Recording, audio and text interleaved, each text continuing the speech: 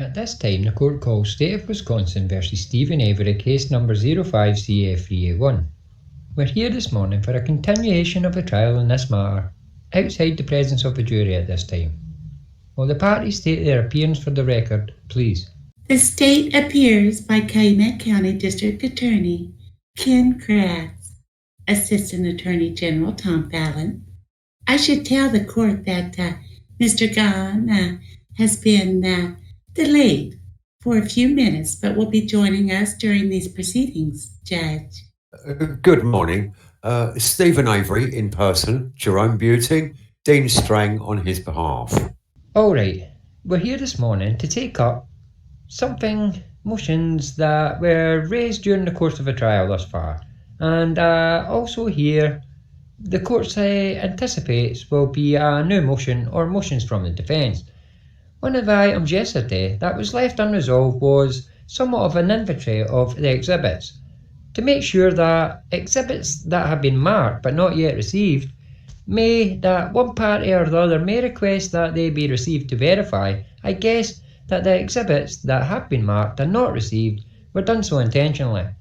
I'm going to ask the parties to address that item with the clerk after I hear argument on the motions. Since I have some time to consider the arguments that are made on the motions, I think that I will give the parties more than adequate time to check with the clerk on the status of any exhibits that haven't been resolved. We can go back on the record before the jury is brought in this afternoon to address any items with respect to exhibits that require attention. Looking at the inventory of motions that have been made but not yet finally addressed, one of them, and it wasn't really a motion, there was an objection made back on February 27th to an offer by the defence concerning telephone records regarding access of voicemails. This matter, I reserved ruling on that matter, finally, pending receipt of additional evidence from the phone company representative that we heard yesterday. Mr. Buting, I believe you were acting on behalf of the council at the time. Are you satisfied the evidence that was permitted in yesterday addresses the matter sufficiently? In the sense that the evidence I wanted to get in came in, yes. I'm commenting that it satisfied me from an evidentiary reconciliation type of perspective, but certainly in the information that I think actually the witness that was present from Singular on the February 27 date wasn't as knowledgeable about the records, and actually gave us some incorrect information about what those open versus unopened meant. And I think this witness cleared that up and provided some other helpful information. So I'm satisfied that we got what we wanted. Alright, I was not looking for a stipulation as to the significance of any of the testimony, but rather whether the inventory issue had been resolved. And I take it that it had been. Yes. One other thing. Matter that I wanted to address this morning was a motion from Mr. Strang back on February 23rd, renewing the defence challenge to what has been referred to in earlier portions of these proceedings as multiple parties under the November 5th search warrant. I note that after the court heard argument from both parties on that date, I indicated that I would not hear further from the parties on the issue at the time, but because there may be additional evidence yet to be introduced, I would give the parties an opportunity to argue the matter further. To refresh everyone's memory, the court's understanding of the argument made by the defence at the time was that it came in three parts. First of all, a challenge to the sequential nature of the searches and the defendant's trailer, garage and surrounding property. Second, a renewed argument under the Frank's theory that the representations of the state in the affidavit for the November 5th warrant did not have a factual basis. And third, there was a challenge which the court considered to be more of the nature of a new challenge rather than a refinement of the old one, which related to the state's alleged failure to search the burn area in a timely manner. To summarise it, the court understands it, but with the background, my understanding, Mr. Strang, I'll hear from you first. Thank you. At the time, the reply I intended to make to counsel's argument would have focused on the issue of abandonment of property that council argued as to items in the backyard or in what we've called the burn area. And as I understand Mr. Fallon's argument, it was that Stephen Avery had no further privacy interest in anything that was found in the burn area, and therefore there was just not a Fourth Amendment interest at stake. Irrespective of how close the area was to the house or the private areas of the property, I think the analogy council drew was to garbage that's set out on the curb for disposal, or in a trash bin, that sort of thing. The idea that burning is an act of disposal or abandonment or relinquishment, then he took a privacy interest in the items. Council did argue that curtilage no longer is a dispositive concept, at least as the Wisconsin courts apply the Fourth Amendment and Article 1, Section 1 of the Wisconsin Constitution. And to the extent council's right, it's clear that courts are getting away from arcane terms like curtilage or a mechanical assessment of, where a tree line is or where a picket fence may be. So up to a point, I agree with counsel on his assessment of the development of case law. But it remains true that areas of a person's home and accompanied property that he seeks to preserve for private use or the intimate activities of life remain within the scope of the Fourth Amendment and carried it to its extreme.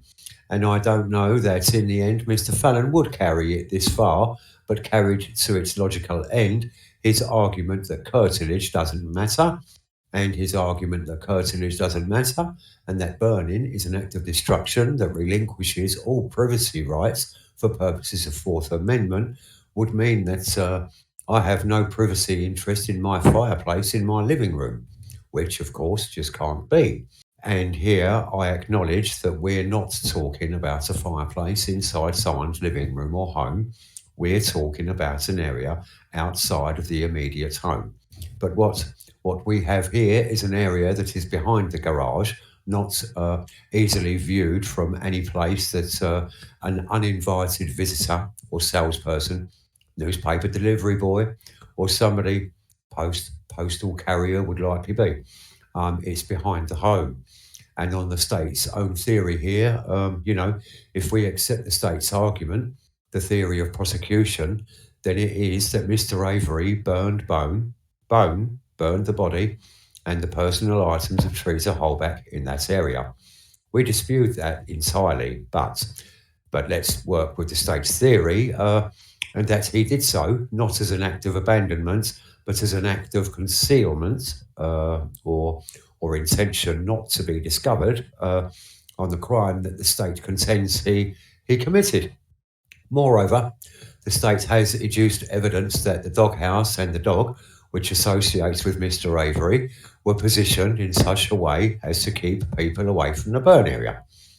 Indeed, when it suits the agents of the state, they've argued here that they couldn't go. They were kept away from the burn area by the dog and the range of its leash, the location of its doghouse. So it really is, I think, inconsistent here for the state to argue that Mr. Avery did not show a subjective interest in the privacy of the area behind his garage. He did, and that subjective interest in privacy is the first important aspect of standing or the right to assert a Fourth Amendment claim.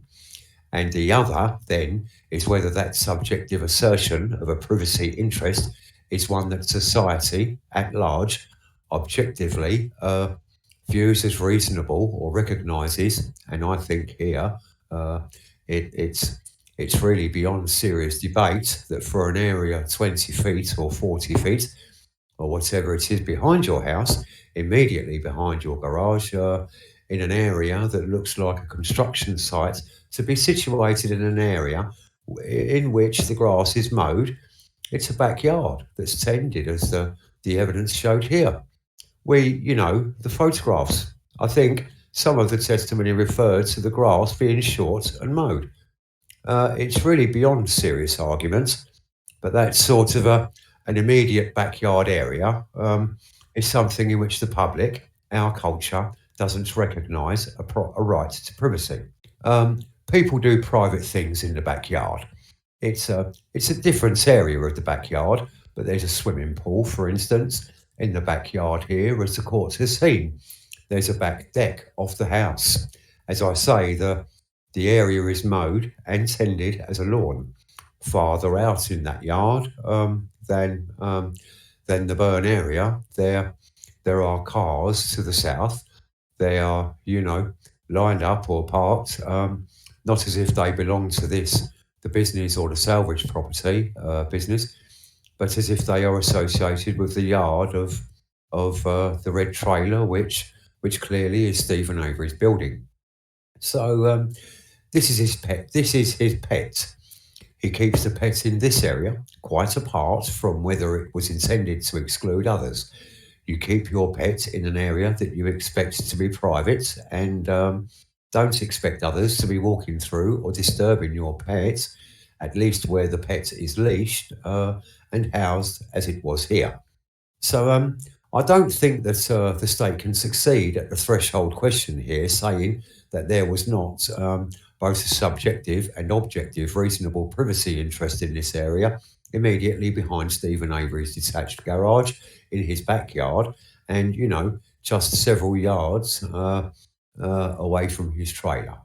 So that at the time is when I recall wanting to add by way of reply.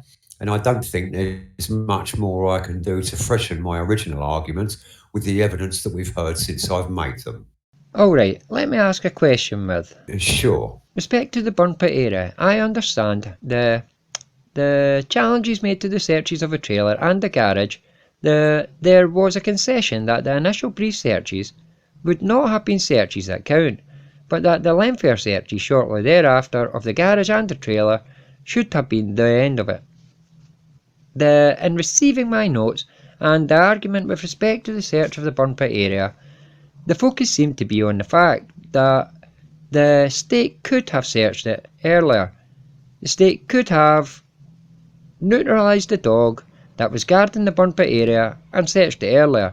But I guess that's not immediately apparent to me what the significance of the timing of the search in the burn pit area is, assuming it was done within the time which the state could effectuate the warrant. In other words, if it was done later, so what? Is there? I didn't detect in the argument a claim that there was somehow an improper multiple search of the burn pit area. So I want to make sure I'm not missing your argument there. Well, it's a very good question, and I'm pausing only because I'm trying to remember when the first search warrant expired, or would have expired on its own terms. I think it was either the 9th or the 10th. There's at least a second search warrant obtained on the 9th, as I recall. I can help out. It would have been if the warrant was obtained on the 5th. Saturday the 5th at 3:25 p.m., then technically, according to statutory interpretation, it's arguable expiration would have been Thursday the 10th at 3:25, if I count correctly. Yeah, that sounds right to me as a matter of statutory expiration. I think the first search of the burn area is the 8th. Off the top of my head, I'm not sure we had any testimony about anything happening on the 9th in the burn area. We certainly do on the 10th. And so the 8th would have been within the statutory time, but the statute isn't the end of it. What we've done here, if the search of the Avery of the Stephen Avery part of this property reasonably should have ended with the first thorough searches on the evening of the 5th, or the garage, I guess, at the latest, the morning of the 6th, then holding the entire property and excluding it from him unreasonably impinged on his possessory interest. And the Fourth Amendment protects the privacy interest and also the possessory interest that we have. And there's really no justification, once you complete the search of the house and the garage, for not also completing the search of the private areas associated with those two buildings. And from the 6th on, you're unreasonably depriving this man of his possessory interest in his home, in the place he lives. You know, I don't rely as much on the privacy interest in that yard as to a first search. But again, if the first search isn't reasonably timely, and he's being excluded from his possessory interest in his home, and it's, you know, and it's useful property, the private areas surrounding the home, then you do trigger the reasonableness requirements of the Fourth Amendment as well, by the passage of time. So I think the search on the 8th is already beyond a reasonable time as a matter of his possessory interest, and certainly the work on the 10th and the 11th and whatever is done after in the burn area itself is outside the statutory limits of that warrant, and all the more unreasonable just by virtue of further passage of time in which he's denied his possessory interest. And then also the privacy interest is triggered again as you have serial searches at the convenience of law enforcement people, rather than recognising this isn't their property, it's someone else's property. They are the unwelcome visitors. They are the intruders from the standpoint of the Fourth Amendment, not the other way round. And so you have the privacy interest escalating and being affected unreasonably as time passes after the 6th. That's not terribly articulate, but I did at least answer the question. Alright, so that as I understand it, it's not so much a parallel argument to the garage and the house and that there were improper multiple searches made on the burn area, but rather, once the house and the garage searches were completed, there was adequate time to also search the burn area had the state wished.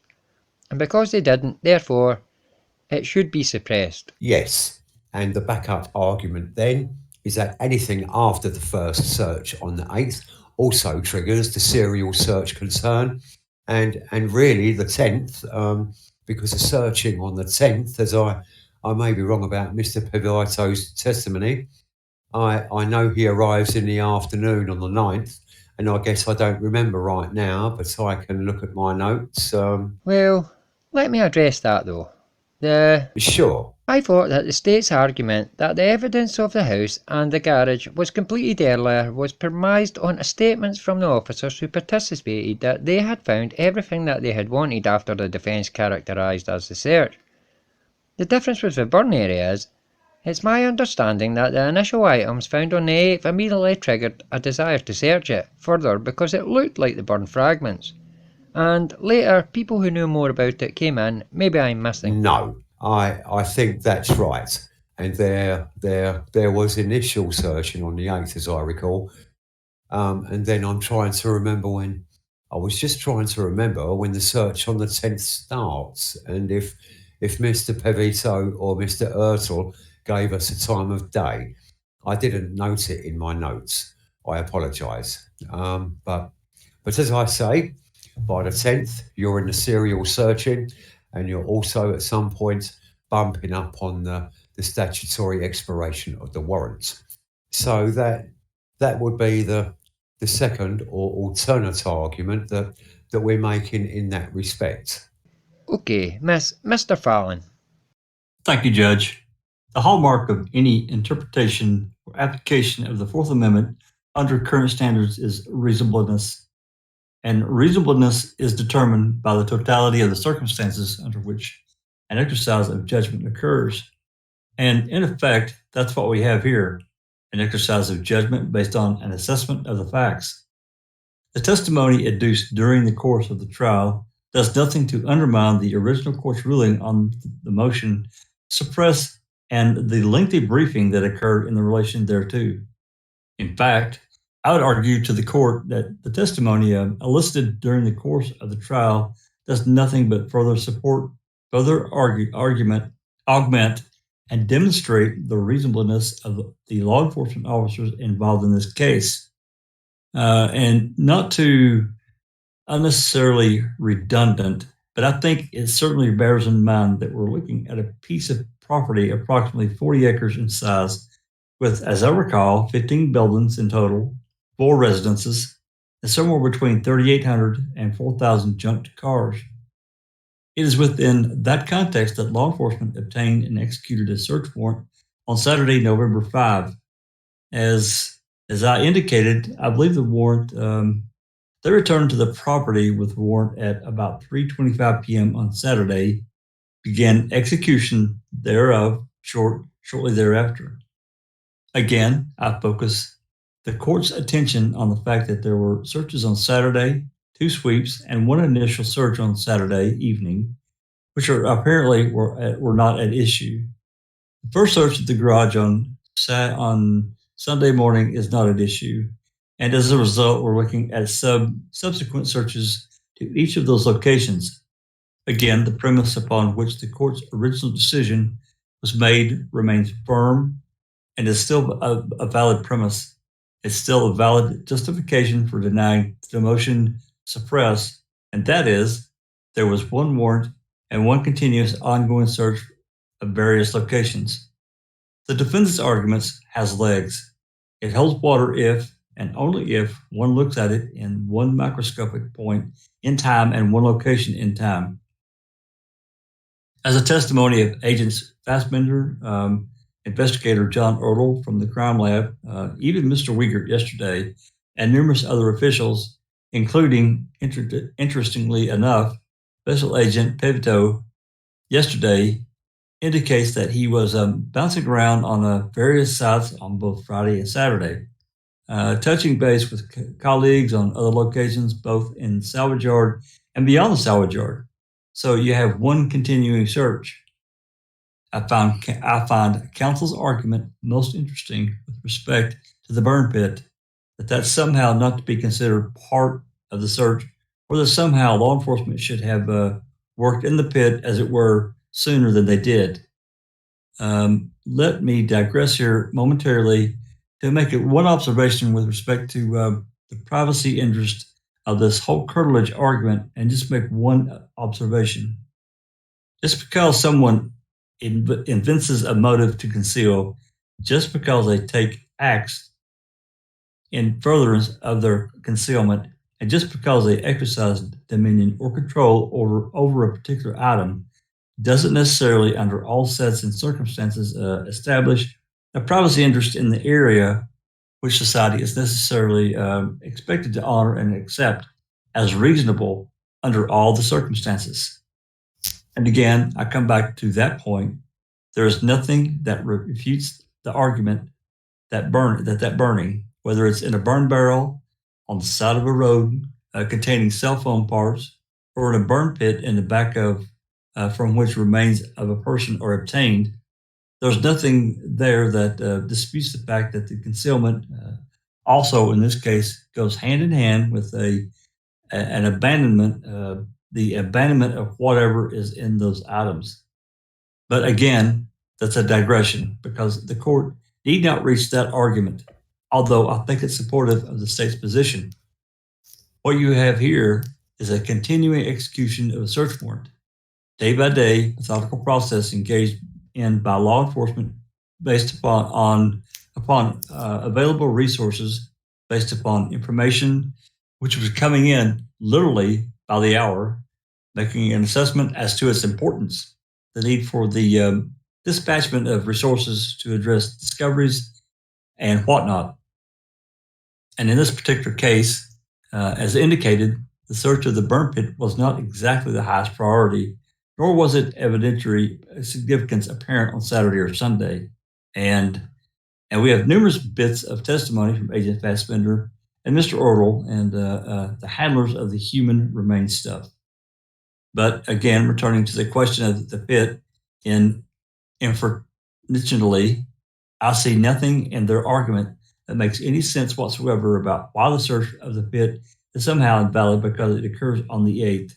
Because it occurs at the time upon discovery of what looks like a piece of human bone in the grass near the pit, which then draws the attention of law enforcement officers, and they have begun their work with that information.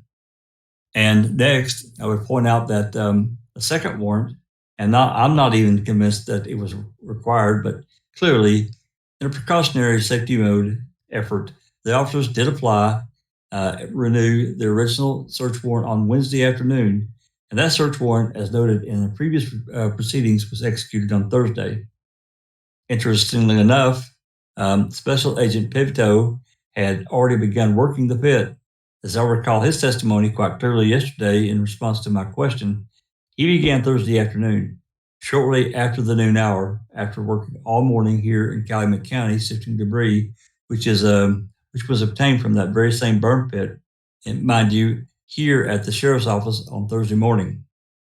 He returned to the scene at that time, with the needed equipment and personnel to begin processing this scene in greater detail. And by the scene, I mean the burn pit. So that processing began Thursday afternoon and went late into the night, as we heard Agent Pivto describe. So clearly, we have a continuing search based upon an evaluation of what has occurred. What do we know so far? We had, as Special Agent Stortevant said with respect to the pit, those bone fragments, I made the call. I made the decision. I wanted to know if those were human remains. I wanted to know if there was a reason to look at this pit more closely. I wanted to know if there were Teresa Halbach's remains. We packaged up as many as we thought were bones and sent them to the crime lab. They made their way to Dr. Bennett. I believe we heard some testimony on who initially was able to make a determination on Wednesday that there were some human remains. And then, of course, we heard testimony from Dr. Eisenberg that she began her involvement on Thursday, the 10th. And interestingly enough, as we've heard from Agent Pivto, there was a discussion between herself and Agent Pivto about the status of the affairs at the time. So clearly, law enforcement officers here, I premise all that, or put it all out there, is as evidence of the reasonableness of the efforts undertaken by the officers to search what they searched, when they searched it, and why they did it, and in the manner in which they did it. Because all those factors go back, again, to the reasonableness of the manner of which the searches were carried out. And I think it's quite apparent here, more important, to note that there's not just one, but there are two searches here authorizing the efforts of law enforcement here. And again, any evaluation of reasonableness must take into lost my train of thought, must take into account all the facts, all the circumstances of what was being searched, not just the 40 acres. There were searches of all the surrounding gravel pit areas. There were the redundant fire gravel pit area. There were the markings. The exhibit number escapes me at the moment that the counsel displayed, even as late as yesterday in his examination of Agent Pivto. There were multiple sites. We had the Merrill Park incident that pulled resources away. So they were attempting to respond with what they thought was the most important, most needed information to be assessed and addressed, and proceeded in accordance therewith. So without repeating the arguments any further, that were made in both briefs, in which I note that abandonment was argued in the briefs, as well as the inevitable discovery premised upon the additional warrant. All this has already been set forth in written argument on the subject of the court's previous decision. So, in effect, we see nothing in the evidence adduced at trial which should cause the court to rethink that decision, and we ask the court not to, and to continue to rule the evidence admissible for proper jury consideration. Thank you. Anything else, Mr. Strang, on that motion? No. I think a great deal has been said, and I'd probably be repeating myself. Very well. There's another outstanding motion. Regarding the renewal by the defence of its fair forensic testing. Motion. I know that originally I believe Mr. Bruton argued it for the defence, and Mr. Gahn wanted a chance to respond. He did, as indicated by Mr. Kratz. Mr. Gahn had some transportation issues. We expect his arrival about 10:30, if that would be all right. If we could defer that one until a little bit later. Very well. That's what I have so far in the inventory of the outstanding prior motions. The court understands that the defence has a motion, or some motions, to raise following the close of the state's case. Yes. Who wishes to be heard on that? I'll be happy to argue those, Your Honour. The state's now having rested its case in chief. My motion is for judgment of acquittal on all 4 counts now under consideration, and I don't know if there's been a second amended information filed or not. I maybe just don't remember right now, but we've at least referred to the 4 remaining counts here as count 1, first degree intentional homicide. Count 2, I think, is mutilating a corpse, as I recall. Count 3 is the felon in possession of a firearm count. Count 4 is false imprisonment. So I move for a judgment of acquittal and dismissal on all 4 counts. The argument I make as to all 4 is that all of the evidence presented in the state's case in chief, viewed in the light of most favourable to the state, drawing all reasonable inferences in favour of the state at this point, but of course drawing no unreasonable inferences that way. Still, by the standard, the evidence is insufficient to warrant a reasonable fact finder in returning verdicts of guilty on any of the 4 counts under consideration. So whether we call it a directed verdict or dismissal or an acquittal, the relief we seek really is the same functionally now that the state has rested its case. That's, as I say, the general argument, and as to the first 3 counts, I'll stand on that argument. I do want to amplify with some more specific comments on count 4, the false imprisonment charge. When Mr. Avery first was charged with murder of Teresa Holbach in November 2005, he faced 2 charges with respect to that core set of allegations by the state. 1 charge was first-degree intentional homicide, and 1 was mutilating a corpse. Those were joined, I think, without objection from the defence, with the very first charge filed against Mr. Avery as a matter of chronology under this case number, which was the felon in possession of a firearm, or at least that was the warrant on which he was arrested.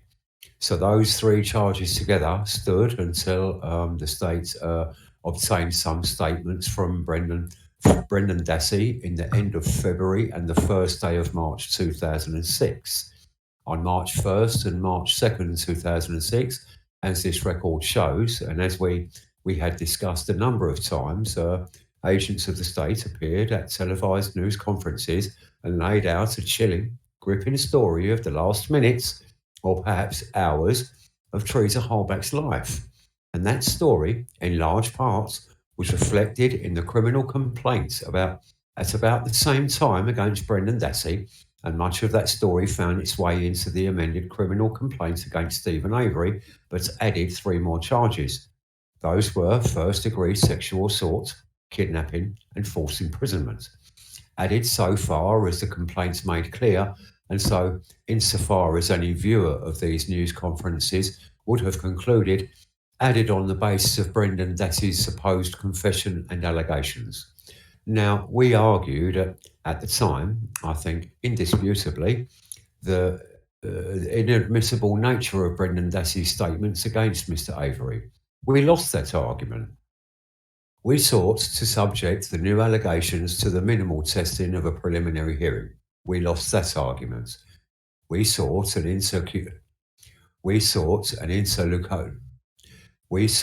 interlocutory appeal or a permissive appeal because we thought strongly that Wisconsin law required that the state to put up or shut up to some degree, at least to a probable cause level of admissible evidence on those 3 new charges. The Court of Appeals declined to hear the permissive appeal. This court raised, by 50% as I recall, Mr. Avery's cash bail on the basis of the new allegations attributed to Brendan Dassey. And shortly before this trial, 2 of those 3 added charges the state abandoned, acknowledging the obvious to everyone else that the state couldn't prove first-degree sexual assault, the state couldn't prove kidnapping, the state had no admissible evidence. Indeed, I'm not sure the state has admissible evidence to support those 2 charges. But over my objection, and in the face of my motion to dismiss false imprisonment as well, the state persisted, asserted its right to decide what to go to a jury on, and at least implicitly represented to this court that it would offer evidence sufficient to establish at least the false imprisonment charge that it wished to present, so that the court acceded to the state's request, and we all have to acknowledge that the prosecution in general gets to decide what charges to go forward to on those that have been bound over and on which the defendant has been arraigned. And I said at the time that if the state fell short, I thought there might be grounds for a mistrial. Why? Because the false imprisonment count here is the last vestige of the unsupported, inaccurate, uncorroborated claims of Brendan Dassey that were broadcast by agents of the state to everyone who had a TV turned on in this part of the state, that threatened the right to a fair trial, that threatened the right to have a jury drawn from the venue in which this crime was charged, and that curled the hair of anyone who listened to the description of a naked woman manacled to a bed, sexually assaulted, stabbed, throat cut, strangled when slashing of her throat didn't kill her, and then only later, a corpse, shot 11 times. That was the story. That was the horror story that was present. And the false imprisonment charge, as I say, is the last vestige of that horror story. And the state went forward with it. And what we have here, now that the state has presented its entire case in chief, what we have here is nothing to support a belief that Brendan Dassey had anything to do with Stephen Avery on October 31st, 2005. Nothing to support the notion that he had anything to do with anything criminal in which Mr. Avery may have been engaged. Again, giving the state the benefit of all reasonable inferences and viewing the evidence in the light most favourable to the state, anything Mr. Avery may have done on October 31st, there is nothing that has been presented to show that Brendan Dassey had a culpable connection to any of it. There is nothing to suggest that Miss Holbeck was ever in Mr. Avery's bedroom, let alone restrained there, let alone assaulted there, let alone stabbed there, or with her throat slashed. Indeed, the physical evidence beyond serious dispute, beyond peradventure, that physical evidence has destroyed or revealed the inaccuracy of that horror story. It was a fable, an ugly, horrific fable, but a fable all the same, belied by the physical evidence and by the testimony in the state's own case in chief. And we now learn that the cause of death, in the state's view, isn't stabbing, it isn't throat slashing, it isn't strangling. What is it? It's 2 gunshot wounds to the head.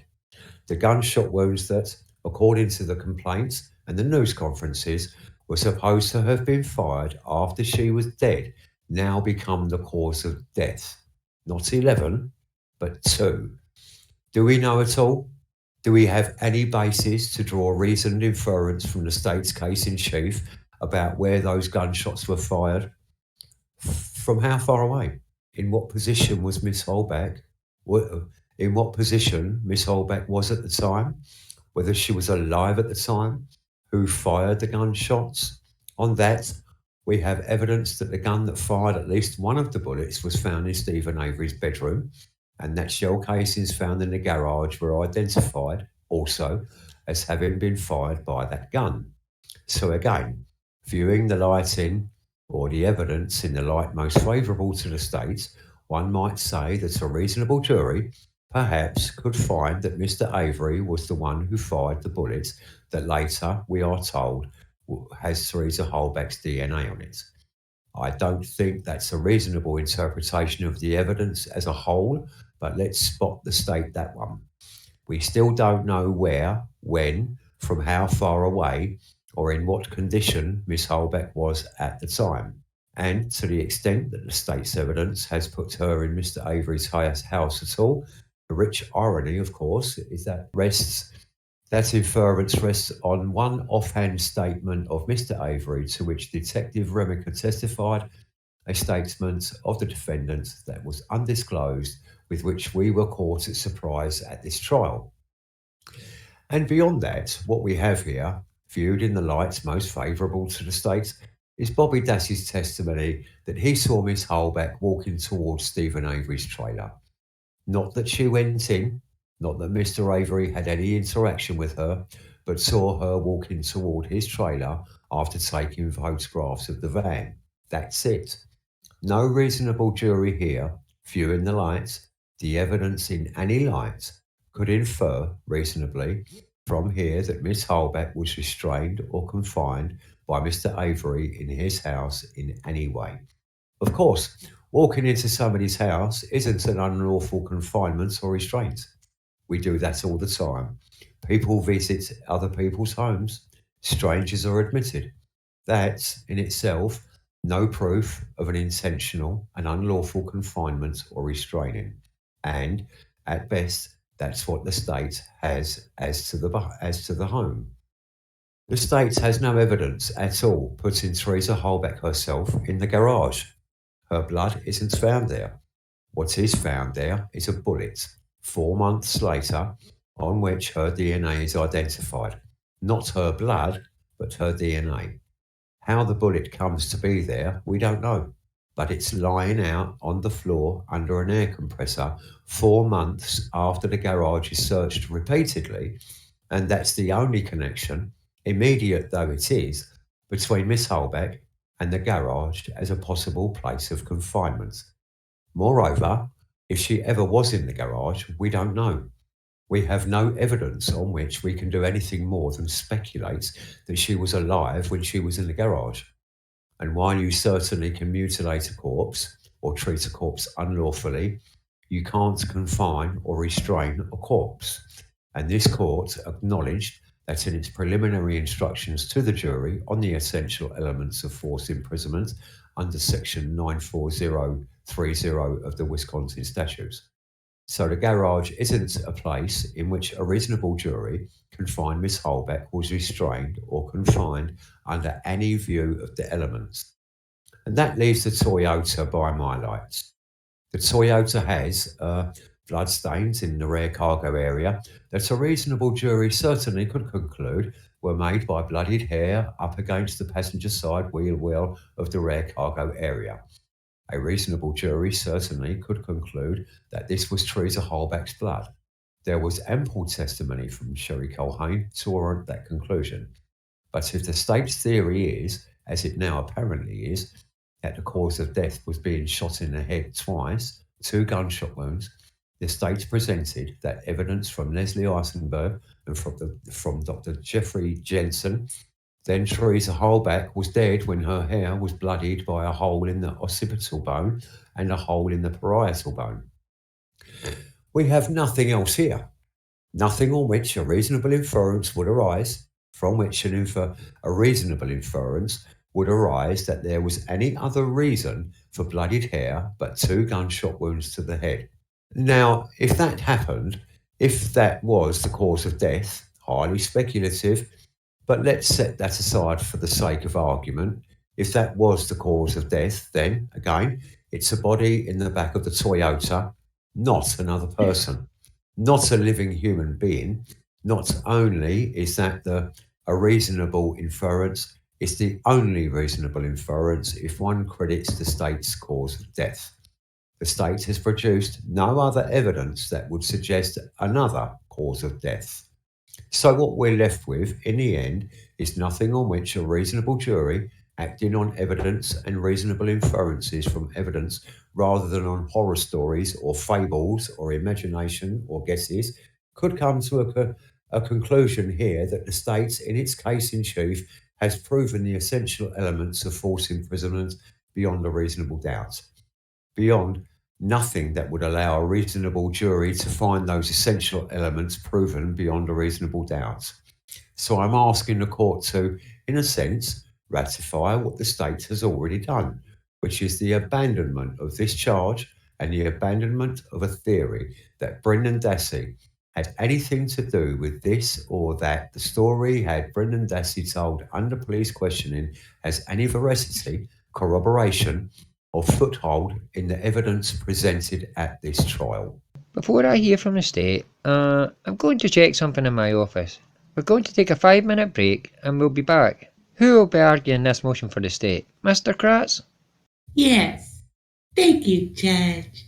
The procedural posture of this particular argument is hardly unique to the case of State versus Avery. Any serious case or any defense attorney worth his weight at all brings motions to dismiss at the close of the state's case, and although not at all meaning to demean or discredit the defense attorneys, bringing this particular motion, it is procedurally very common. That having been said, Your Honor, the standard that the court must apply, Mr. Strang has accurately indicated that this, in considering the evidence in the light most favorable to the state, the evidence, if believed and if rationally considered by the jury, would be sufficient to prove the defendant's guilt beyond a reasonable doubt. Importantly, in this case is the jury instructions that not only talk about direct evidence, but also include that of circumstantial evidence, because this jury, and at least by application of this motion, this court can and should not only consider direct evidence that has been presented, but also reasonable inferences.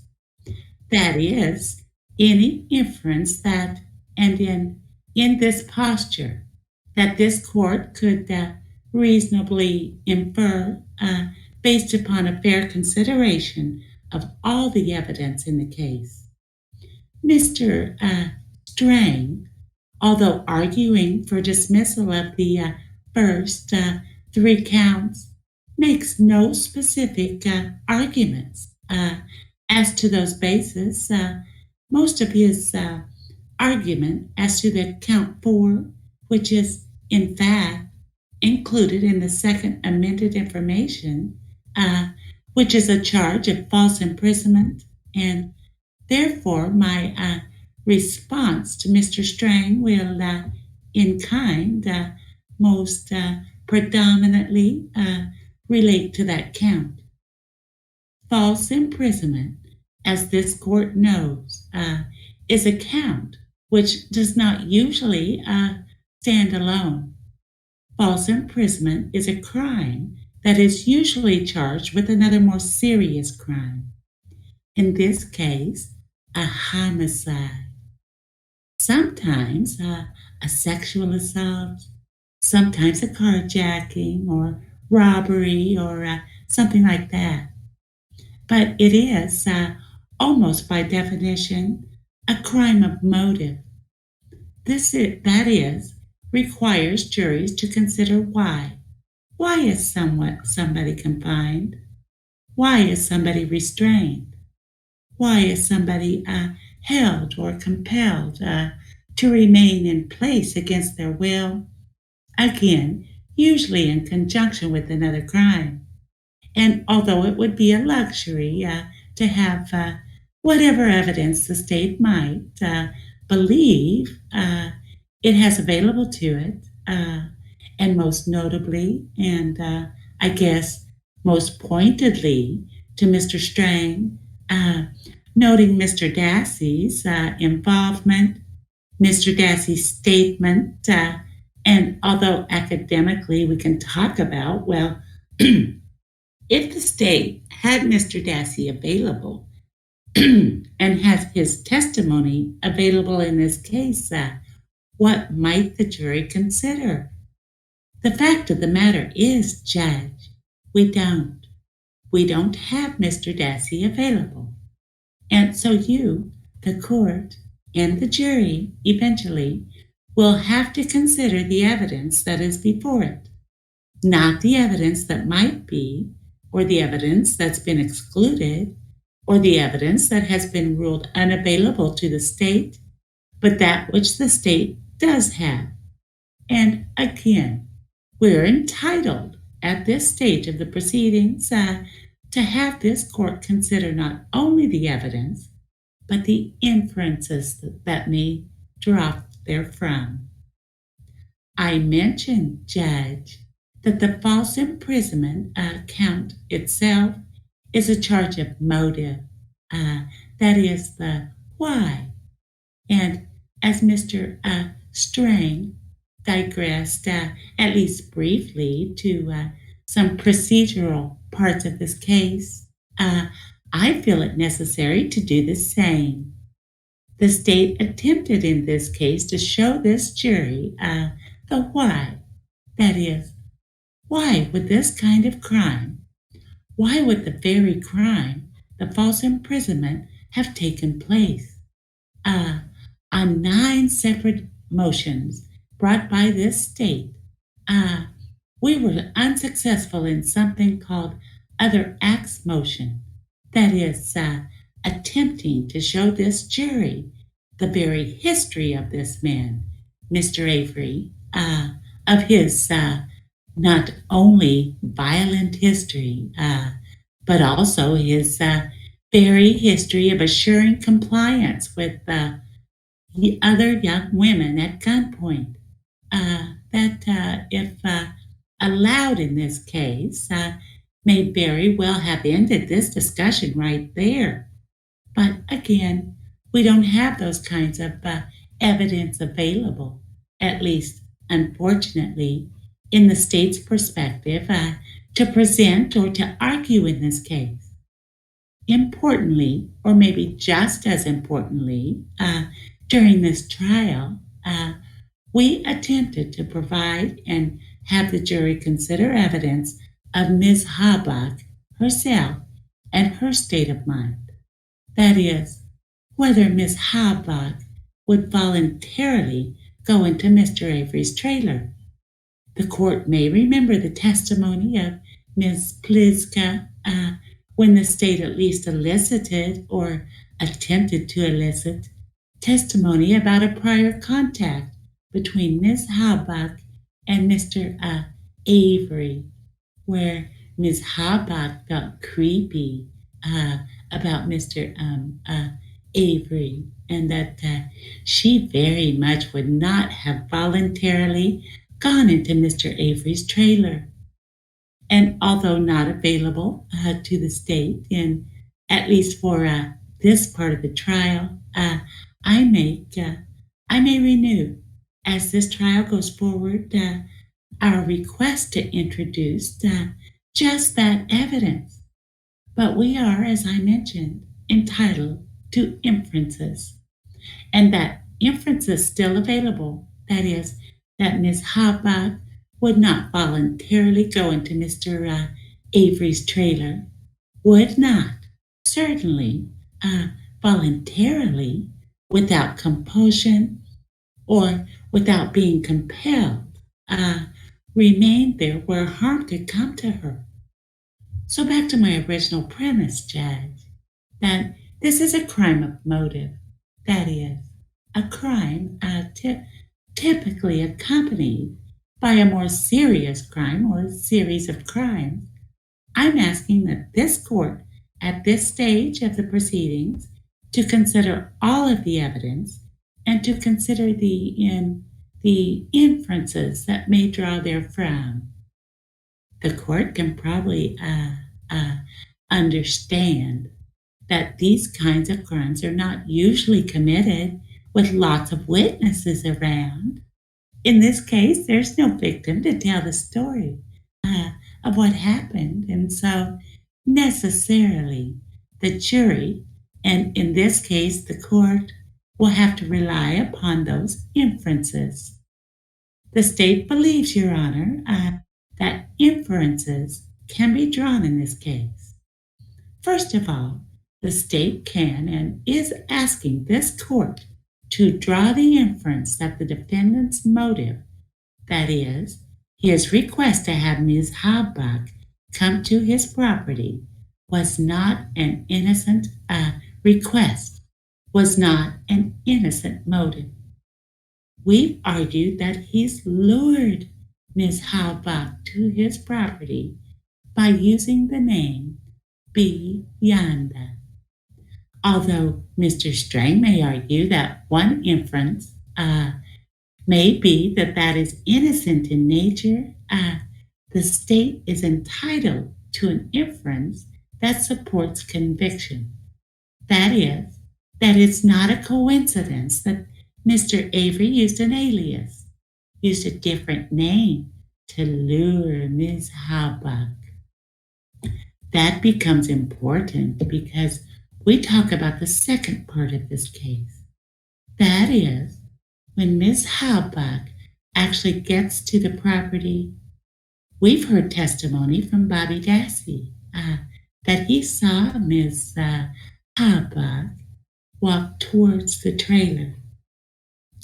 Then he took a shower, and when leaving to go hunting and coming out to his truck, he saw nobody in the vicinity of, did see Ms. Halbach's vehicle.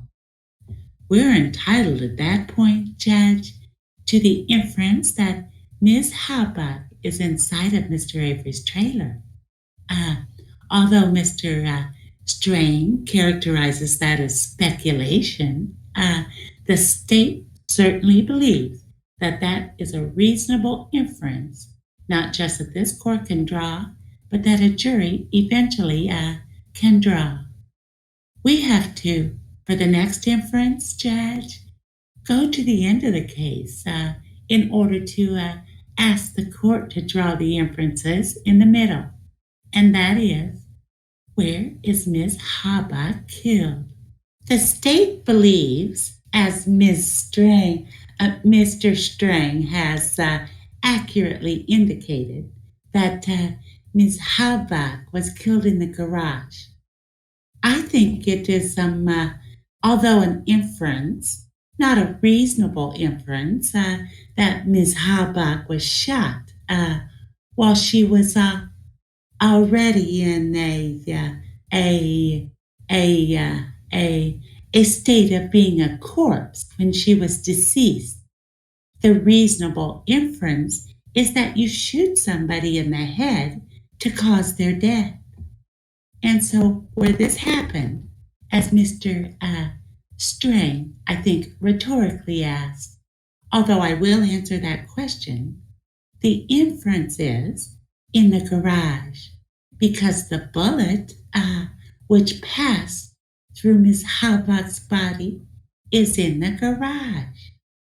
You've heard testimony, Your Honor, as to the weapon that was used by experts, as to the shell casings that came from that weapon, as to the bullet that came from that weapon, to the exclusion of all others.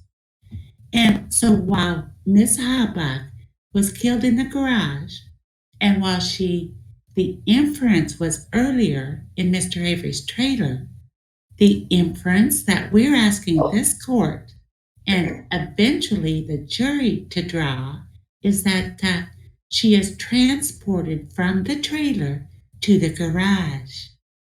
We're asking, Judge, and I think reasonably asking that the inference is also that she wouldn't do that voluntarily.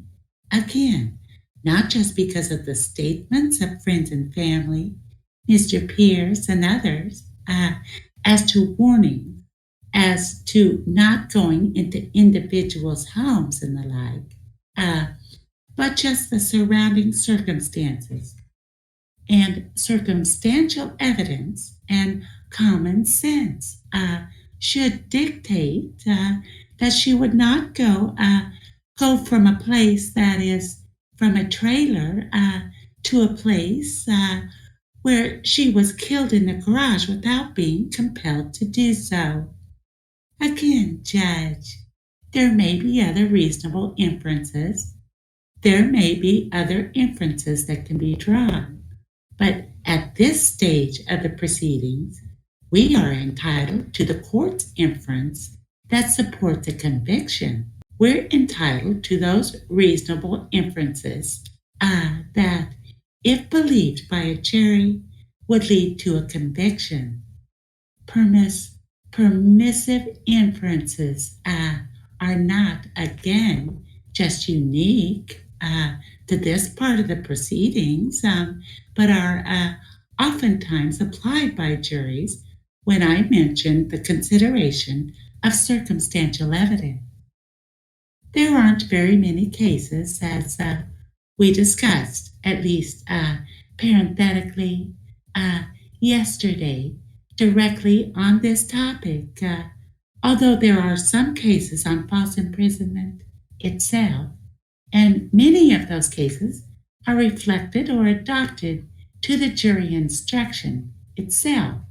Instruction 1275, when false imprisonment or the confinement or restraint can be proved by acts, by words, or by a combination of the two.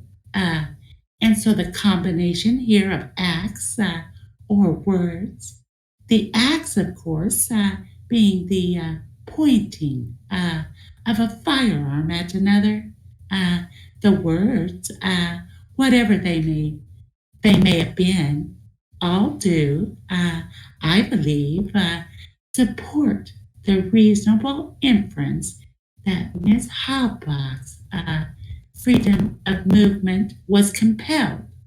That is, that she did not go voluntarily to the garage and the ultimate place where she was killed. Once again, Judge, we're not here. We are not before this court arguing whether the case is proved beyond a reasonable doubt. Simply, if a jury or if this court at this time, when considering the facts in a light most reasonable and most favorable to the state, would support a conviction, and it does. We have other evidence.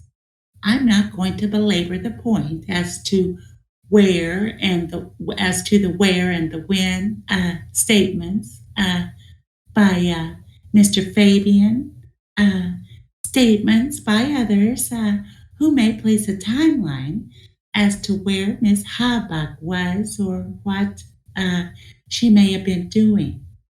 The bottom line does, however, suggest, I think, quite reasonably, that is, Ms. Halbach's freedom of movement was in fact restrained. She was in fact confined, that she was deprived of that freedom of movement that individuals do enjoy, that physical force, although not required, I think it certainly was used in this case, or at least threatened by use of a firearm. And the state is entitled to those inferences. Again, not what evidence that the state wishes we could have presented in this case, but the inferences from the evidence that we have adduced. We do believe supports the conclusion that the count 4, the fourth count of the information that is reasonably included in this case, is supported by the evidence. We'll ask the court this time to deny the defense's motion for an acquittal or for dismissal at this stage of the proceedings. That is, after the state has rested its case in chief. That's all I have, Judge. Thank you. Mr. Strang, anything in reply? Yes, Your Honour. Although it came only at the end, I appreciate counsel's concession that the proper standard here for the court is assessing the sufficiency of the evidence, not assessing the sufficiency of the proof that the state wishes or would like to have offered but did not. So confining my reply to the evidence, I'll start with this. It seems a small point, but perhaps it's really not. The evidence is undisputed that Teresa Holbeck was 25 years old on October 31st, 2005. The state's first argued inference in support of false imprisonment is that she was lured to the Avery property at all by a lie, by a sham or a pretense that Mr. Avery undertook. I raised her age because if it were true that he lured her there, or that a reasonable jury could find so, that wouldn't make out false imprisonment as a matter of law. Luring someone, an adult, a competent adult, someplace, is not intentionally confining or restraining them in that place. Now, a child can be lured into a secluded or enclosed space, and if the purpose of luring the child there is one of several that the Child Enticement Statute 94807 sets out, then that's a crime. But an adult isn't falsely imprisoned by being lured to go someplace under false pretenses, and there's no decisional support or case law that would support the luring theory of false imprisonment here, of which I'm aware. In any event, I also note that in respect that the evidence is undisputed that Miss Holbeck had been to this very address several times before for the purpose of taking pictures. The evidence is undisputed, offered by the state, that there was a maroon van.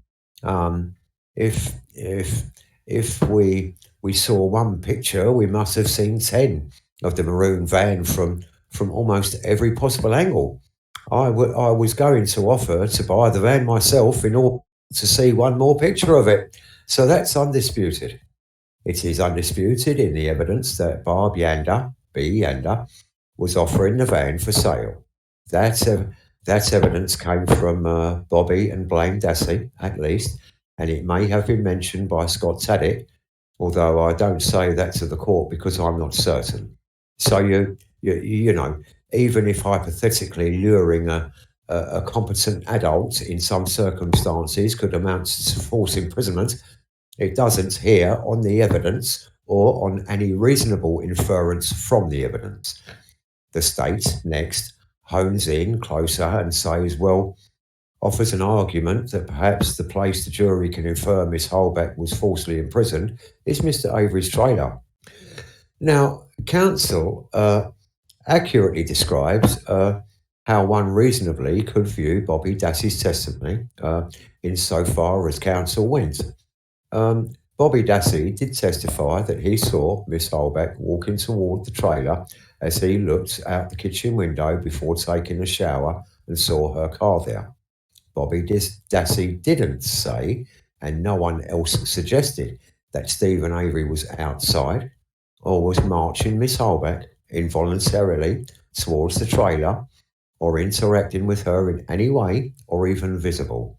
Bobby Dassey does not see Stephen Avery at the time that he sees Miss Holbeck walking towards the trailer.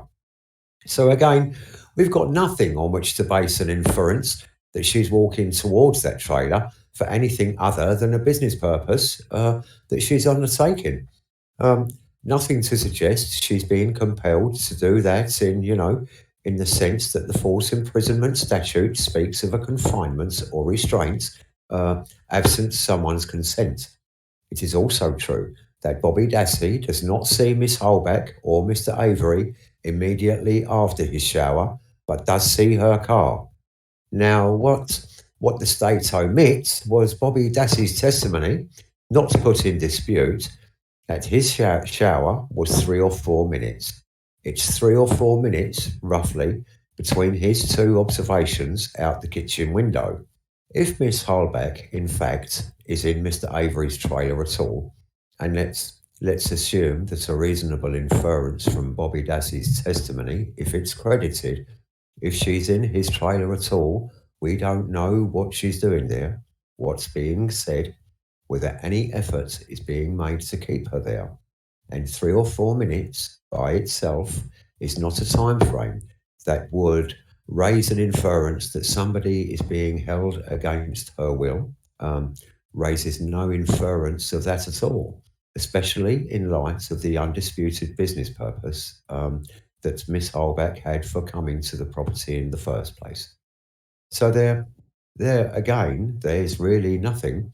It collapses, as this would be wild speculation to assume that she's being confined or restrained behind the door.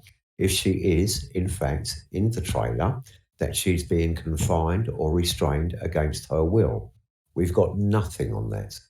Her blood isn't there. There isn't any sign of a struggle.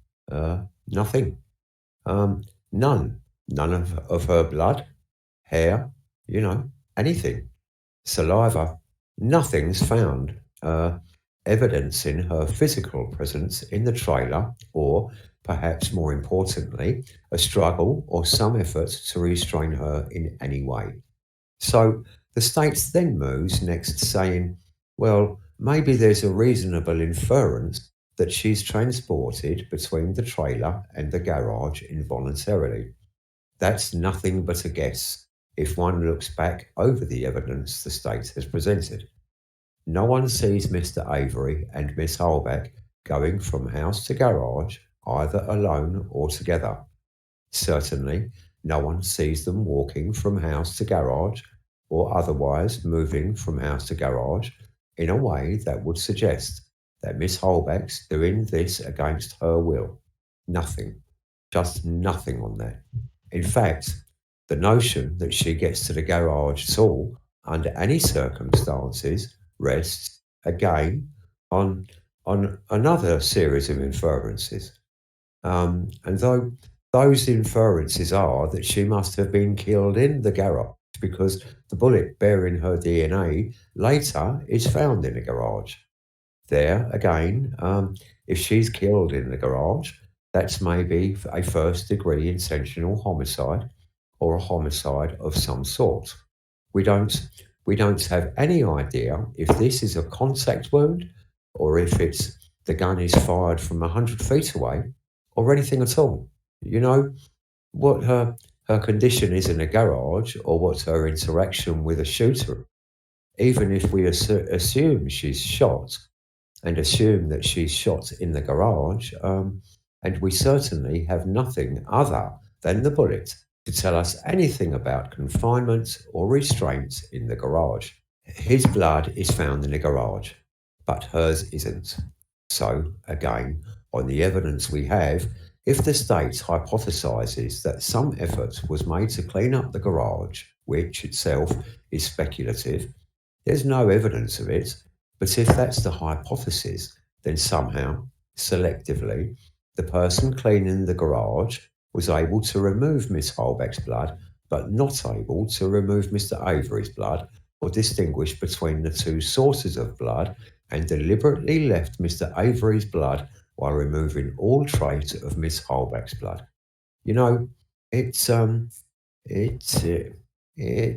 collapses just by explaining what the undisputed evidence here is. and there's nothing else suggesting confinement or restraints as opposed to a gunshot wound in the garage. Now, if implicitly this court is being asked to find that every homicide also involves false imprisonment, that proposition can't stand. There isn't any legal support for it. And if, indeed, every homicide did involve false imprisonment, then false imprisonment would be a lesser included offence, and one couldn't be convicted of both of them anyway if necessarily a false imprisonment happened. False imprisonment happens with every first-degree intentional homicide. I don't think the state really means to say that the mere fact of a homicide establishes a false imprisonment. If the state does, it's wrong. Anything else, Mr. Kratz? Nothing, Judge. Thank you. Alright, let's take a break at this time. Resume, hopefully Mr. Gahn will be here within 15 minutes and the court will hear your argument on the fair testing motion. At this time we're back on the record and the court will take up the motion for the defence. It's actually a renewal of the forensic fair testing motion, and before I hear argument from Mr. Gahn, Mr. Bruton, I'll give you a chance to reiterate your motion. I didn't mean to catch you unaware there. No, I was not unaware. I've been told the table mic doesn't work, so I was trying to put this thing on. Okay. All right. Thank you, Judge. This motion, although I don't mean to make it sound this way, really is kind of a I told you so, because when we're here on March 17, I have the transcript. That's when our motion for fair forensic testing was actually heard. We filed it earlier than that, a couple of weeks earlier than that, and I predicted that what would happen is there would be contamination and there would be consumption of all the evidence related thereto. Because of that, I asked for one of two remedies, either that the defense expert be present to observe or that it be videotaped. The videotape remedy, had that been granted, probably wouldn't have made a difference other than we would have had a clearer record of how it would have been contaminated, and we would have had a record of whether or not Miss Culhane's explanation that she was just talking and somehow her saliva managed to find its way into a control was credible. But had our expert been there, when it became obvious, she probably would have talked to him and said, look at the bullet. It is such that I am only going to be able to do it once, or that we're not going to be able to cut it in half. And an agreement might have been reached at that point of a way to separate once she puts the bullet into the solution to divide that solution, buffer, I think she called it, in half, to preserve half for the defense. At a minimum, she could have done that on her own by simply, cutting it in half, saving a buffer, running the first half of the buffer.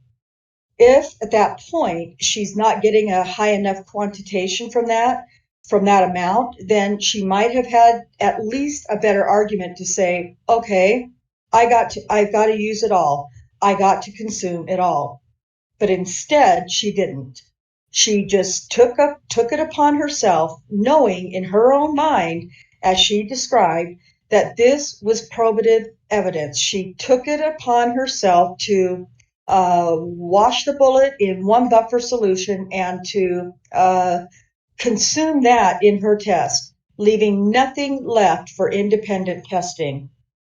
Now, I pointed out that there's Arizona v. Youngblood and the Trombetta cases, also Arizona, I believe. United States Supreme Court decisions are talk about the problem when there's a destruction of evidence, and the Supreme Court had said, at any rate, that the remedy of suppression or even potentially dismissal is only available if the state acts in bad faith when they destroy potentially exculpatory evidence.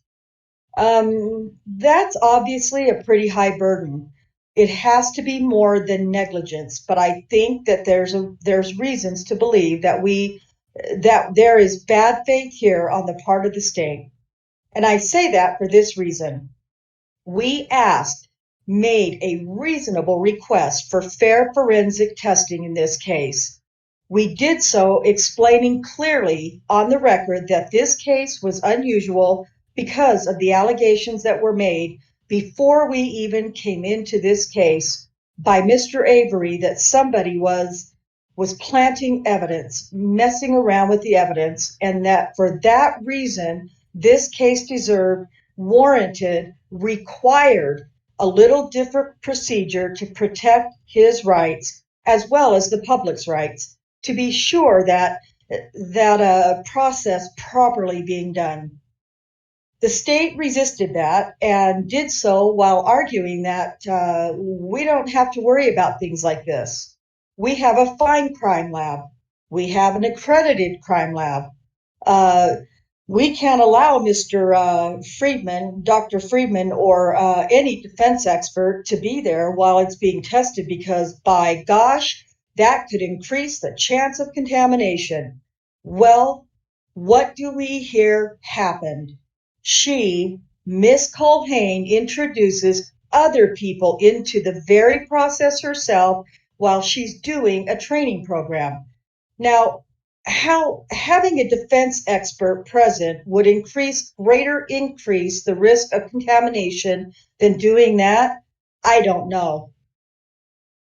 So while arguing on the one hand that defense experts shouldn't be allowed because it would increase the risk of contamination, Ms. Culhane then acts in a way that is directly contrary to that. And she's got at least two people, I don't recall how many trainees, I think she said two, which obviously should increase the risk even more than what would have had the defense expert been there.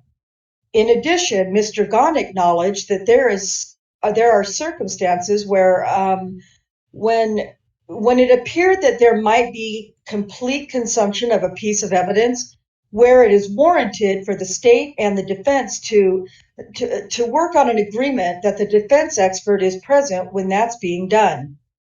Mr. Gahn has been a big champion of independent testing, and his remedy for all of this was, don't worry, Judge, they can retest. They have an opportunity to retest that will protect any outcome. Well, it doesn't work. I told the court back then that it does not work if the material's already contaminated. And here, she did testify that she had the extract that could have been retested, but that's clearly an insufficient remedy when the contamination, if at all, occurred, most likely during the extract process anyway. So if it's contaminated at that point, then the extract itself is going to be contaminated. And the surest evidence of that, the surest evidence that simply retesting the extract would not be a sufficient remedy for the defense, is her own unit deviation request. I forget the actual exhibit number, but it's in the record.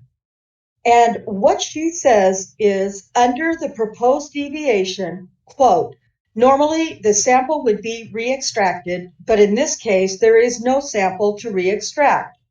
According to our current protocol, this sample could only be used for exclusionary purposes. However, in this case, she then proposes the deviation from protocol. So if the existence of a remaining portion of the extract was sufficient if Mr. Gahn is going to argue that somehow we could test that and that we would protect Mr. Avery's interest in this crucial evidence, that totally undercut by her own admission that she can't extract anything else. She didn't retest the extract herself because she knew, as Mr. Gahn does, that does not constitute independent testing. That's just retesting of a contaminated product which will confirm the contamination that's already occurred. Second, now, or finishing the second point, I believe it is, which is that Mr. Gahn acknowledges that there are times when having the defense expert present is warranted, and those circumstances are when it appears that there's only one chance, one shot at the test. We had that here. We had it here. He acknowledged it, and yet his own agent of the state, the crime lab analyst, clearly recognized that this was going to be a one-shot deal and went ahead and did it, knowing that a month earlier we had filed a motion that the court had ruled just 2 weeks earlier, because her test, as I recall, was going on around April 3rd. I believe the testimony was the bullet fragment arrived. I think that the day before our motion was decided, it was March 16, and she was beginning the extract process the end of March and into the beginning of April. No call to the defense to say, hey, you were right. This is the situation where there's only one chance to test this evidence. Would you like to have your expert there, or is there some remedy or that you can propose? Nothing like of that sort was done. Instead, they went ahead and consumed it, deliberately knowing what this court's ruling was as well, which I'll get to in a moment. I also pointed out that one of the reasons for my motion was because the public was beginning to learn in other parts of the country that this sort of thing happened in crime labs. It had been kept under wraps for years. Finally, it was coming out, and I mentioned that there was 17 states now in which incidents had occurred, either fraudulence, mistakes, contamination, or all of the three in crime labs in those states. The court, though, said, let me just find it in a quote. This court said, I will, quote, I'm sorry, this is on page 43 of the transcript of March 17. Thank you. At the bottom of the last paragraph, quote, I will also note that although there have been incidents of mistakes in other crime labs, and I think anytime you're dealing with human beings, that's always a possibility, I'm not aware that our state crime lab has ever been involved in this type of thing. Now, this is said in front of Mr. Gahn. It's on March 17, and we now know that at the moment the crime lab in Wisconsin had a recorded history of contamination incidents going on for years. The state did not disclose that to the court.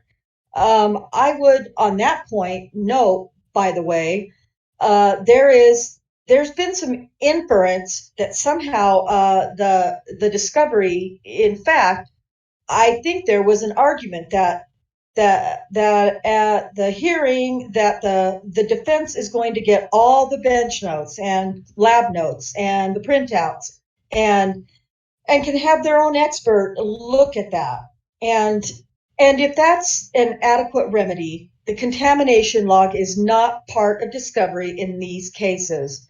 It was not received as part of the discovery request in this case. It was only received by me because I made a specific request when I had some information that perhaps a log of this sort was being kept. The crime lab initially resisted and then initially turned over a redacted copy of that, had blacked out all the other case numbers so that perhaps they were afraid that it would get out and other defense attorneys in other cases would be able to see, hey, there was contamination on my case. Eventually, Mr. Gahn, to his credit, did prevail upon them to provide an unredacted copy, and that's in the record now here. But on March 17, when this court was under the impression that our crime lab had no such history, the state did not correct the court's misconception. Mr. Gahn either knew or should have known about that, or when he then learned about it, perhaps he should have gone right back to the crime lab after hearing what the court's belief was and said, hey, is there any history of contamination that I need to know about that to correct the court's impression? The state did not do that, and so this court's ruling was based upon incorrect information withheld by the state. The sum of all of these points, I think, constitutes bad faith sufficient under California v. Trombetta to warrant in the suppression or perhaps even greater remedy of the evidence that the state did consume. And in this instance, what I'm only focusing on here is item FL, the bullet fragment on which they claim Ms. Halbach's DNA was discovered during a test that was contaminated, clearly had a contaminated control, and by inference may also have been cross-contaminated, which is something that I pointed out. So I would ask first, the remedy that be suppressed, that the jury be so instructed. Alternatively, if the court does not believe that it rises even to the level of bad faith to require that kind of a remedy, certainly it rises to the level this jury should be instructed of the three following things. Number one, that the state resisted the defense attempts to be present during this test. Number two, that the state totally consumed the bullet fragment evidence without any attempt to preserve a portion of it for independent defense testing.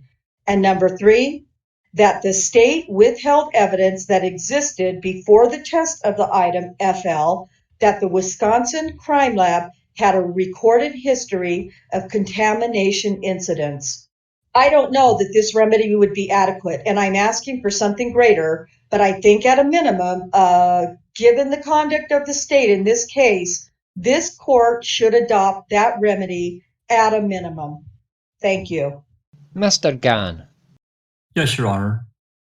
In State v. Noble, which is at 246 West 2D 533M, the principles that Wisconsin cases have derived from United States Supreme Court decisions in Trombetta and Youngblood, and I quote from the Noble case, the defendant's due process rights are violated by the destruction of evidence if, number one, the evidence destroyed was apparently exculpatory and of such a nature that the defendant would be unable to obtain comparable evidence by other reasonable available means, or two, if the evidence was potentially exculpatory and was destroyed in bad faith.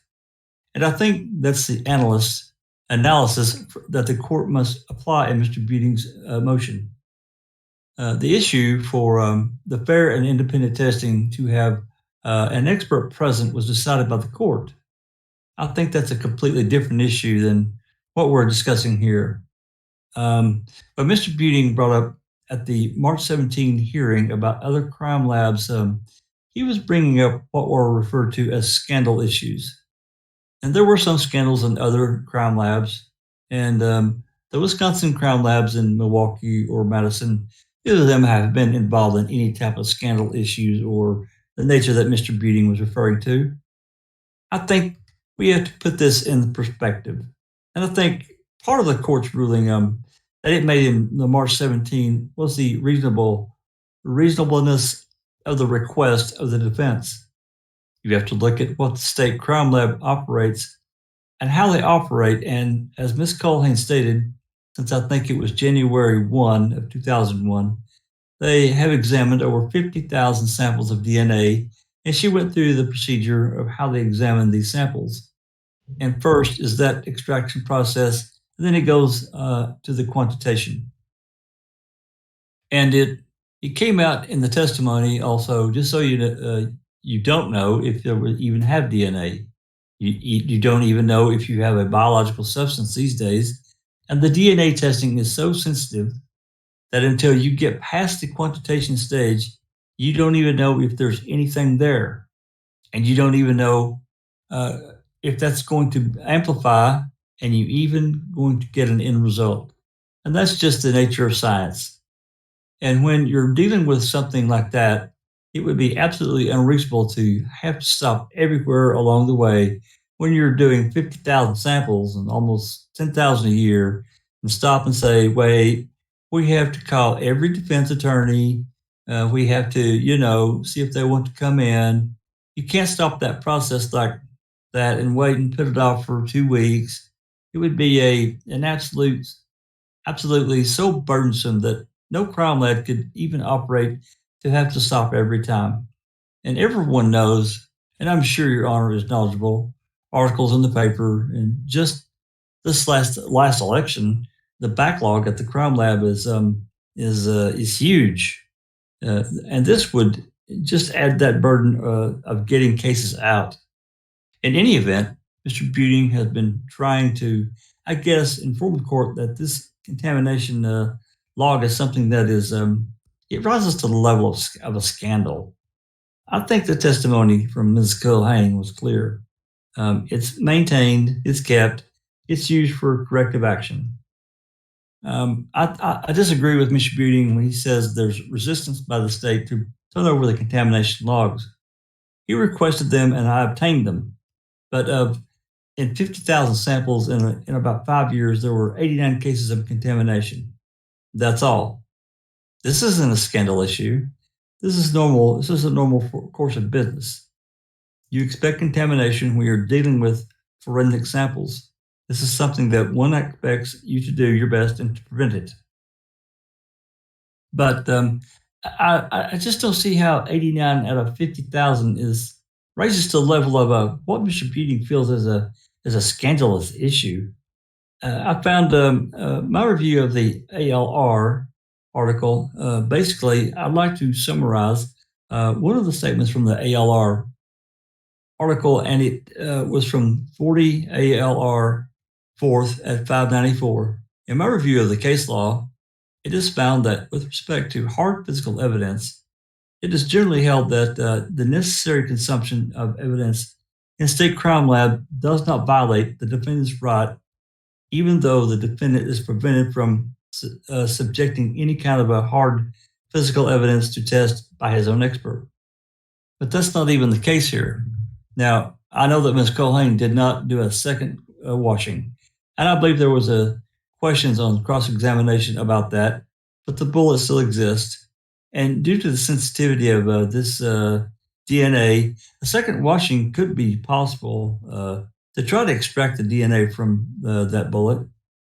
But secondly, and more importantly, as Mrs. Culhane testified, the extract tube is available, and that is available for testing, and the defense can run with this with their own control. And Ms. Culhane made it very clear the contamination was in the control, not on the evidentiary item. So the evidentiary item still, the fact that the bullet is available, as well as the extract tube. However, any independent defense testing will likely find the same inculpatory DNA profile that Teresa Halbach is on the bullet. And just as Ms. Culhane did, so far, the defense has made no effort to explore either of those options. They've had the discovery in this case for a very, very long time, and they could have a very long time ago asked for the extraction tubes or the bullet to at least attempt their own re-examination of the DNA contained on those items. Let me stop you there, because that was one of my questions in anticipation today. And this is for both counsel, did the report, Miss Culhane, to the defence disclose not only the results of the testing, but the contamination problem of the control? Yes, the report that she filed stated that her profile was in the control. And when was that provided exactly? I believe the date of the report is May 8th. Is it the May 8th report? It may be the May 8th report. I know that. I think we got it in. It would have been in the May 8th report because it was in March that the bullet was discovered, and I believe she did her extract later that month. So it would have been in the next report, which would have been the May 8th report. I think we probably got it in a a packet from June. We got a big packet in early June. Let me just see here. Yes, item FL is in the May 8 report, and I think that was first to answer the court's question, turned over to us in June. We, of course, did not have any lab notes, lab sheets until sometime after that, but... Well, how did the report reference the contamination in the control sample? I'll read it if you would like. Go ahead.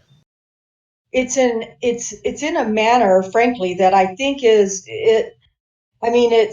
truthful, but it's not exactly... If you just read it... Why don't you just read it there, Mr. Beauty? The profile developed from the bullet fragment, item FL, and the interior of the driver's door handle, item IG, which isn't relevant here, but are consistent with the profile developed from the pap smear, item EF, reportedly collected from Teresa Hallbach. And it says, see laboratory reports, earlier ones. The manipulation control extracted with the bullet fragment, item FL, contains DNA that is consistent with this analysis. And then it goes on to another, another item is tested, so... So it was revealed in that report, but also all the bench notes, the raw data, all the electropherograms, which they're called, was provided to the defense and was available for their expert to review. And a review of the raw data and a review of all the reports clearly show that issue. The manipulation control with Ms. Culhane's profile in it, all that was provided to the defense for their expert. And I will say it was used very efficiently by the defense in their cross-examination of Ms. Culhane. At the very least, the defendant has offered, I think, no proof that the bullet was apparently exculpatory or that the state acted in any type of bad faith. But also, I think one has to look at this in the context of the case.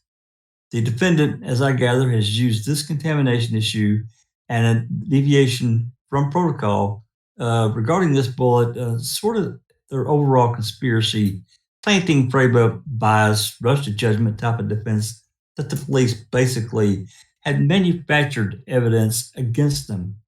I just don't believe that even Trombetta or Arizona v. Youngblood analysis is even warranted. So I respectfully ask the court to deny the defendant's motion to suppress that evidence for the stated reasons. Basically, nothing exculpatory was suppressed by the state. There's no evidence to test. There's evidence available to test, but the bullet likely has only inculpatory value. They're welcome to retest the extract and share those results with us. We'd be more than happy to see it. I'm confident that their expert at an accredited lab would test the extract and find Ms. Hallbach's DNA profile on the bullet. I just don't believe that there's any bad faith by the state. So I thank you, Your Honor. That's all I have. Mr. Buting. Yes, I have some response. First, it's a total red herring to say that we can test the extract and get any information that's independent of what's already occurred, and Mr. Gahn knows that. If the sample is contaminated in the extraction process, then the extract will be contaminated too. It's just simple common sense, and it's supported by the fact that the analyst herself did not bother to retest.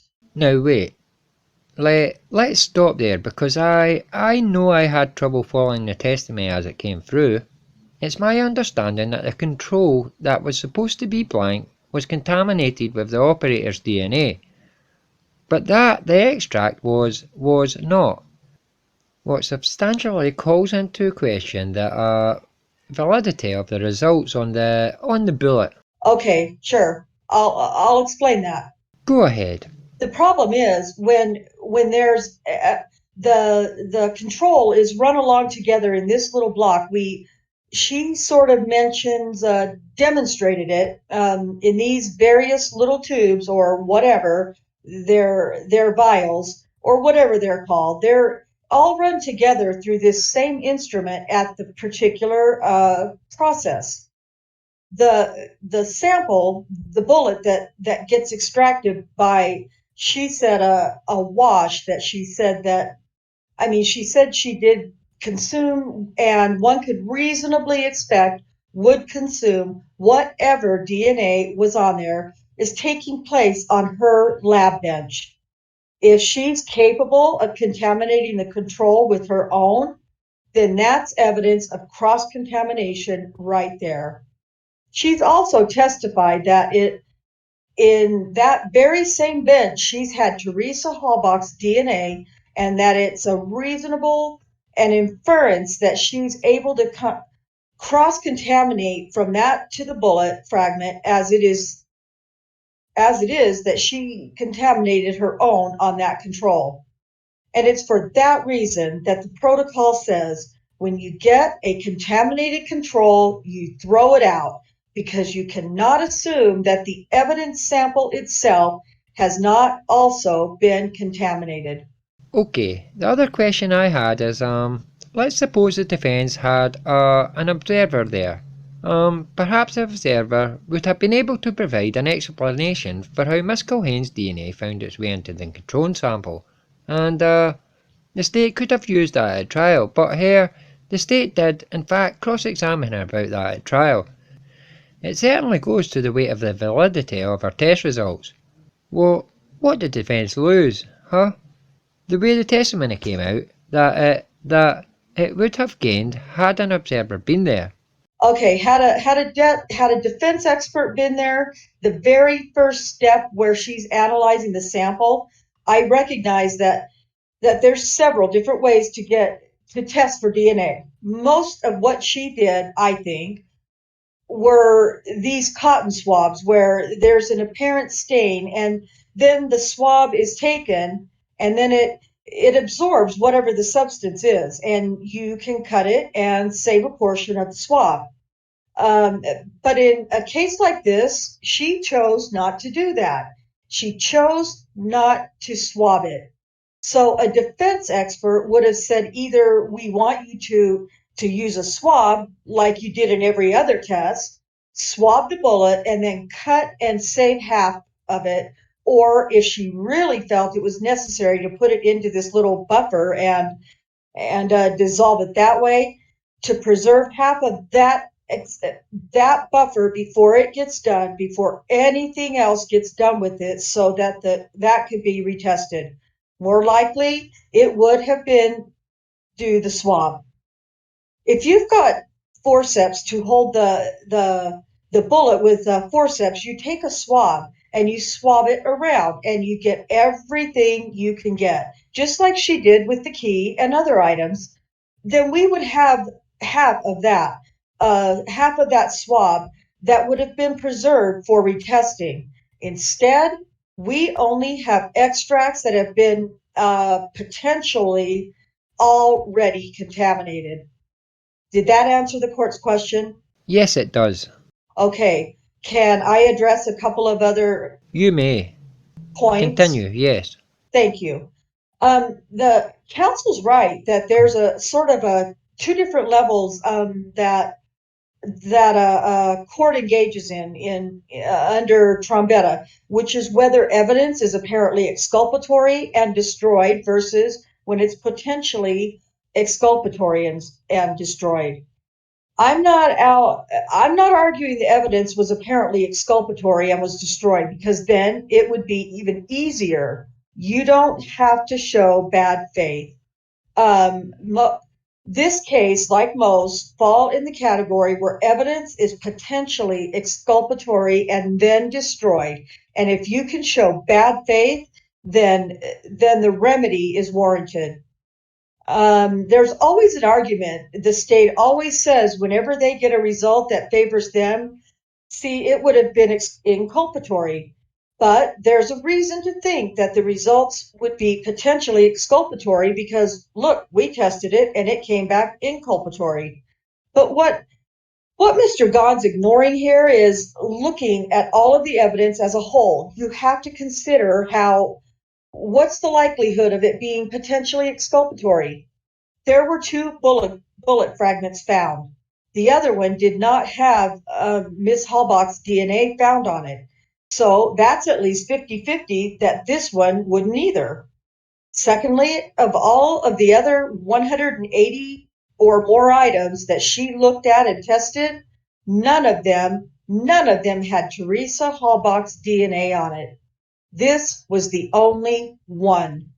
So if the odds are 1 out of 180 that this would be potentially inculpatory, it's obviously much more likely, in my view, if it had been properly tested and preserved for in a test to have been shown to be exculpatory, not inculpatory. Also, Mr. Gahn says this process would be burdensome, and the crime lab has a backlog. They can't stop and call a defense expert every time they're in the middle of a test. The court's not being asked to make some sweeping decision that applies to every test. We're focused on Mr. Avery's case. And the unique circumstances of Mr. Avery's case are that before this sample was consumed, we asked the court for relief and we put the state on notice. And despite that notice, the state nevertheless went ahead and consumed this crucial piece of evidence.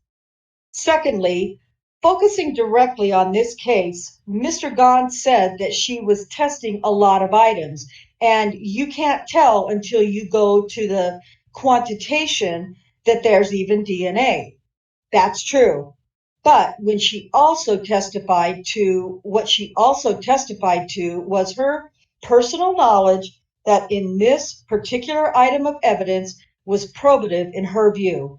It fit the message that she'd gotten on the phone to try and somehow put her into the house or the garage. And indeed, she said the reason she applied for the deviation request for the first and only time of her entire career was because she knew that this was a probative piece of evidence. So it's not like this was just some random 1 out of 180 pieces that may or may not have DNA. She knew ahead of time the potential value and the importance of it.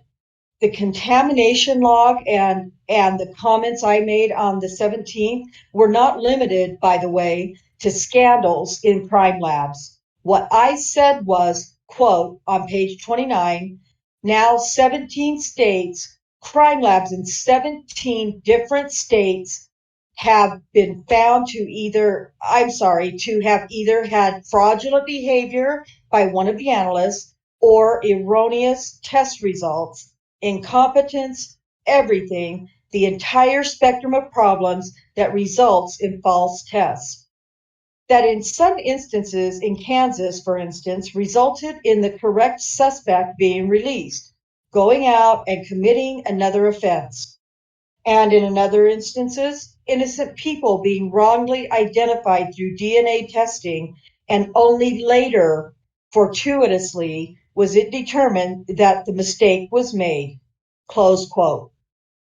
This exhibit 346, which is the contamination log from the Wisconsin State Crime Lab, shows serious instances way beyond just contamination of controls. And in fact, it says page 7, but I think it's more than page 7 here.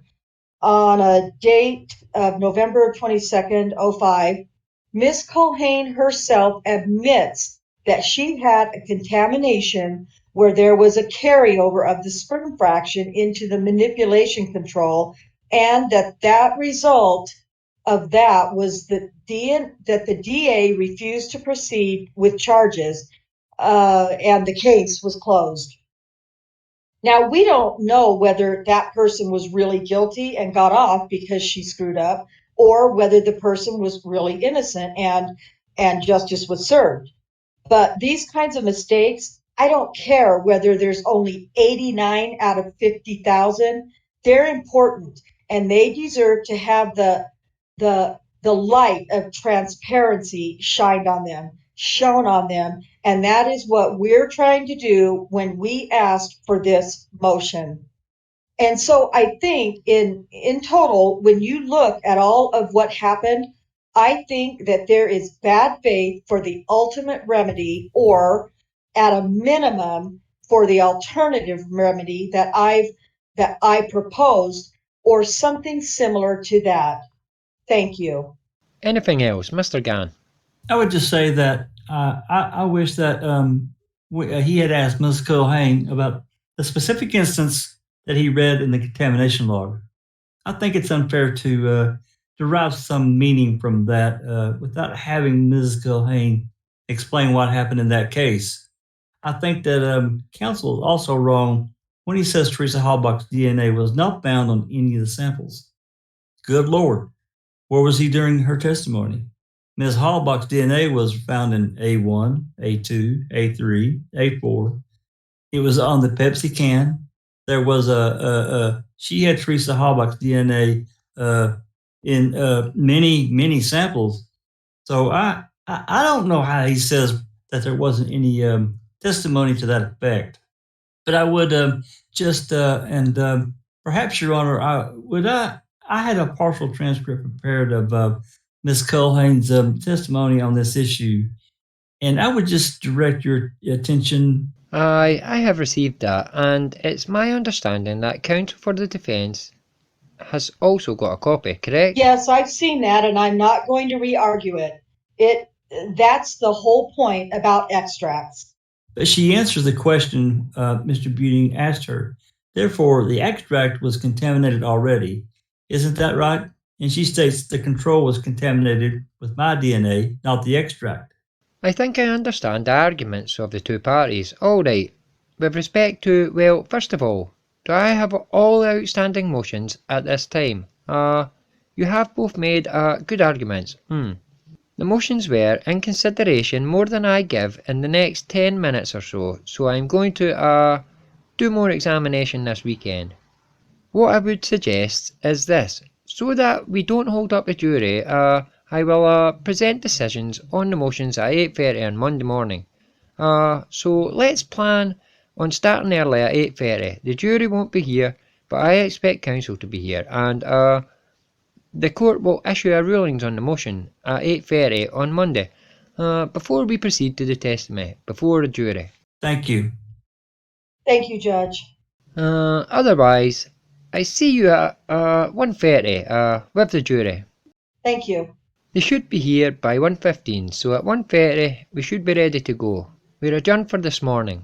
We're on the record outside the presence of a jury. At this time, counsel, is there anything either party wishes to place on the record concerning exhibits? Yes, Judge. The state went through with your clerk exhibits that were referred to, identified what we believe were offered, but she does not have listed as offered. And we can go through those at this time. Photos that we offer at this time include 164 and 165. That's the evidence photo of the 22 caliber and 50 caliber rifles. Item 416. Sorry. I'm sorry. 164 and 165. Both are pictures of the guns, one of each. Item 416, which is the CV of Mr. Newhouse. Photos 458 through 463. I'm sorry, Janet. I don't know. How do I identify those? I can in just a minute, Judge. Those were the swabs. Oh, those are the swabs that Dr. Lowe had identified and referred to. I will tell the court that there are other exhibits which have been marked and are not being offered. I don't know if you want me to put that on the record as well. I can do that. I went through all those with Janet as well, but at least from my perspective, those that I've just identified are the balance of the exhibits that we would offer that have not yet been received by the court. Does the defence have any objection to the admission of the exhibits? No, we don't. Like to talk a little bit about some that I'm not sure have been offered or not, but Alright, the exhibits then that were just mentioned by Mr. Kratz will be admitted. Mr. Strang. the only ones that I wanted to talk about and just nail down the status are the summaries of phone records. Here's what I think I understand. Initially, we were working towards a stipulation on summaries of phone records that would have names but not telephone numbers and only list calls that the parties jointly thought relevant. I had asked for some changes to be made to the two the state wanted to offer. I think one for Teresa Holbach's cell phone and one for Stephen Avery's cell phone. And I also wanted a summary for Stephen Avery's landline, which the state originally had prepared. And I think we were in agreement about the two relevant calls. My current understanding is that counsel for the state did not agree to my proposed additions to those exhibits and decided not to offer the summaries at all. But I didn't had a chance to confirm that with Mr. Kratz, so I'm looking in his direction. Mr. Kratz. That's true, Judge. The Mr. Strang proposed an additional column to the state's prepared summary exhibit, which the state believed misrepresented the calls. There's no secret about this. Mr. Strang wanted the column that said answered on the exhibit. Answered, we believed, misrepresented because it could have been either to a voicemail or actually physically answered. So rather than argue back and forth, and I appreciate that Mr. Strang and I were not able to come to a stipulation, I've simply withdrawn my summary, Exhibit 360 and 362. The records themselves, although the records refer, as the court knows, to phone numbers rather than names, have been received by the court. From my perspective, that is what the state intends, that with the live testimony, I believe that I can get by with those. If Mr. Strang would want those other exhibits resubmitted without the answered column, I'm certainly willing to do that as well. But the fact remains, it's a state's summary exhibit, and whether the defense agrees or wants something on it or not, they're certainly not entitled to that. But that notwithstanding, I was happy to try to work something out with Mr. Strang. That didn't happen. So I simply agreed that those exhibits not be received into evidence. And we're actually not in disagreement about that. These are state summaries. He's well within his right to decline to modify them as I'm proposing. So there's no rub on that. The only rub here, and I'll take the blame for this in the sense that I probably let this go on for a couple of days or 3 days longer than I should have before checking back in with Mr. Kratz. I was, not that he would know this, but I was relying on an understanding that at least the Stephen Avery landline phone records or summary of them would come in. Now, I don't think, as it turns out, there's any disagreement about the two phone calls from the Manitowoc County Jail about which we had testimony through investigator Leugert, and I don't care whether it's a summary or whether it's a page of those phone records themselves that come in. Maybe this is something we can just stipulate that document in. He's perfectly fine to not offer the summaries, and I don't have any problem with the underlying record. I understood Mr. Kratz concern about the phone records with respect to the I assumed there were Teresa Hallback's records that would be answered. Issue was a cell phone. Yes. Is there any objection to the summaries for the defendant's phone, the landline phone? Only in the sense that there's been nobody to put those in. In other words, that would either have come from Mr. Avery or from somebody on the other end. Now, in fairness to Mr. Strang, he asked Mr. Wiegert yesterday, do you remember calls at 5:36 and 8:57? As an officer of the court, I can tell the court those are the correct times. I don't have a problem with that. The testimony is in there, just isn't a summary of that. Perhaps that's something Mr. Strang and I can work out. I don't have really any dispute as to that. Right. I suspect this will be worked out, and I'm not trying to force him to put in the two summaries. That's really is his decision, as he says, so we can try to work out anything in the record. Anything else before we bring in the jury? Were there any other exhibits that were withdrawn? Was the only other question I had. Sorry. There were some not offered, if that's what you're talking about. And 372, I think, has not been offered. Is that right? The voicemail document, one of the two that Mr. Zimmerman identified? That's correct. That's correct. Okay. Is the state not offering? Oh, no, we were offering that. That wasn't included, Janet, this morning. It was marked as a defense exhibit. Yes, we would offer that. Okay, and that there's no objection. All right, 372 is admitted. I think 361 is in. That was the other Zimmerman exhibit. Yes. Yes, the clerk informs it's already admitted. All right. Anything else that was withdrawn? There was a duplicate. 492 is a duplicate. We simply gave that back to the clerk. And then 126 was a defense exhibit.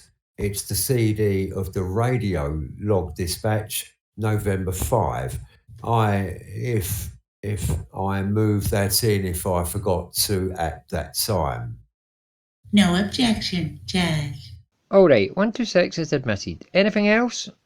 I don't think we've covered all the withdrawn exhibits. Just so my records are straight, then we're okay. I believe so. Okay, we're set. At this time we'll call a jury in then, and counsel. I've been informed there still is a member of the jury who's not feeling well. So if we have a fast recess, you'll know why. Okay. You may be seated. At this time we'll begin the defence case. Then, Mr. Strang, you may call your first witness. Thank you, Your Honour. The defence calls Lisa Buchner as its first witness. She'll swear you in. Please remain standing. Raise your right hand. Please be seated. Please state your name and spell your last name for the record. Lisa Buchner, Buchner. Good afternoon, Miss Buchner. You'll probably have to stay somewhere close to the microphone. Okay. As it doesn't pick up very far away. Back in October 2005, did you live in Manitowoc County? Yes.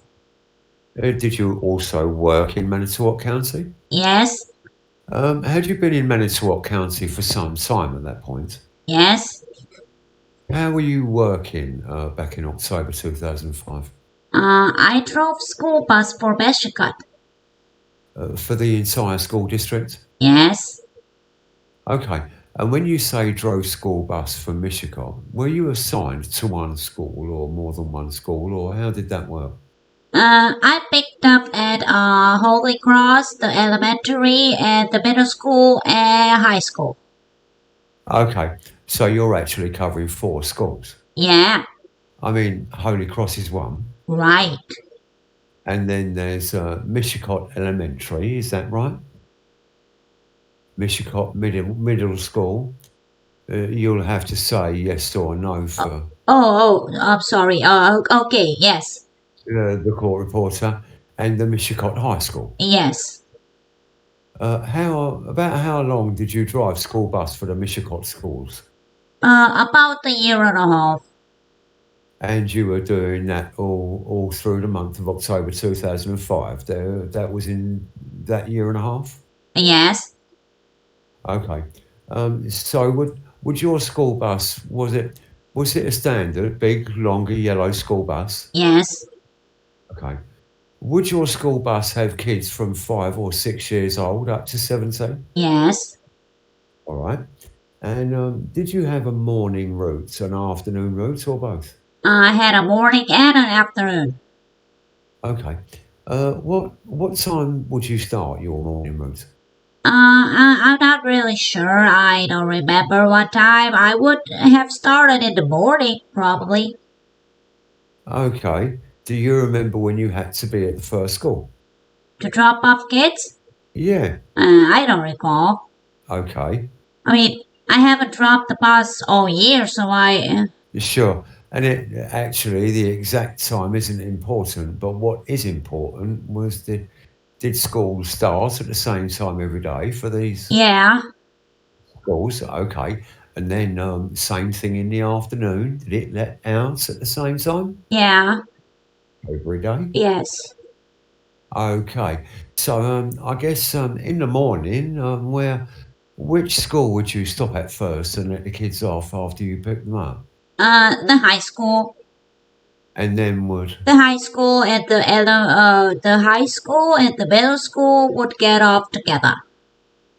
because those two buildings are together. Yes. And then where would you go from Mishicot High School and Mishicot Middle School? Actually, I would go to Holy Cross and drop off first, and then I would go to the middle school and high school and drop off, and then go to elementary school. Okay, and that's in the morning. Yes. When you're dropping all the kids off, okay, is that right? Yes.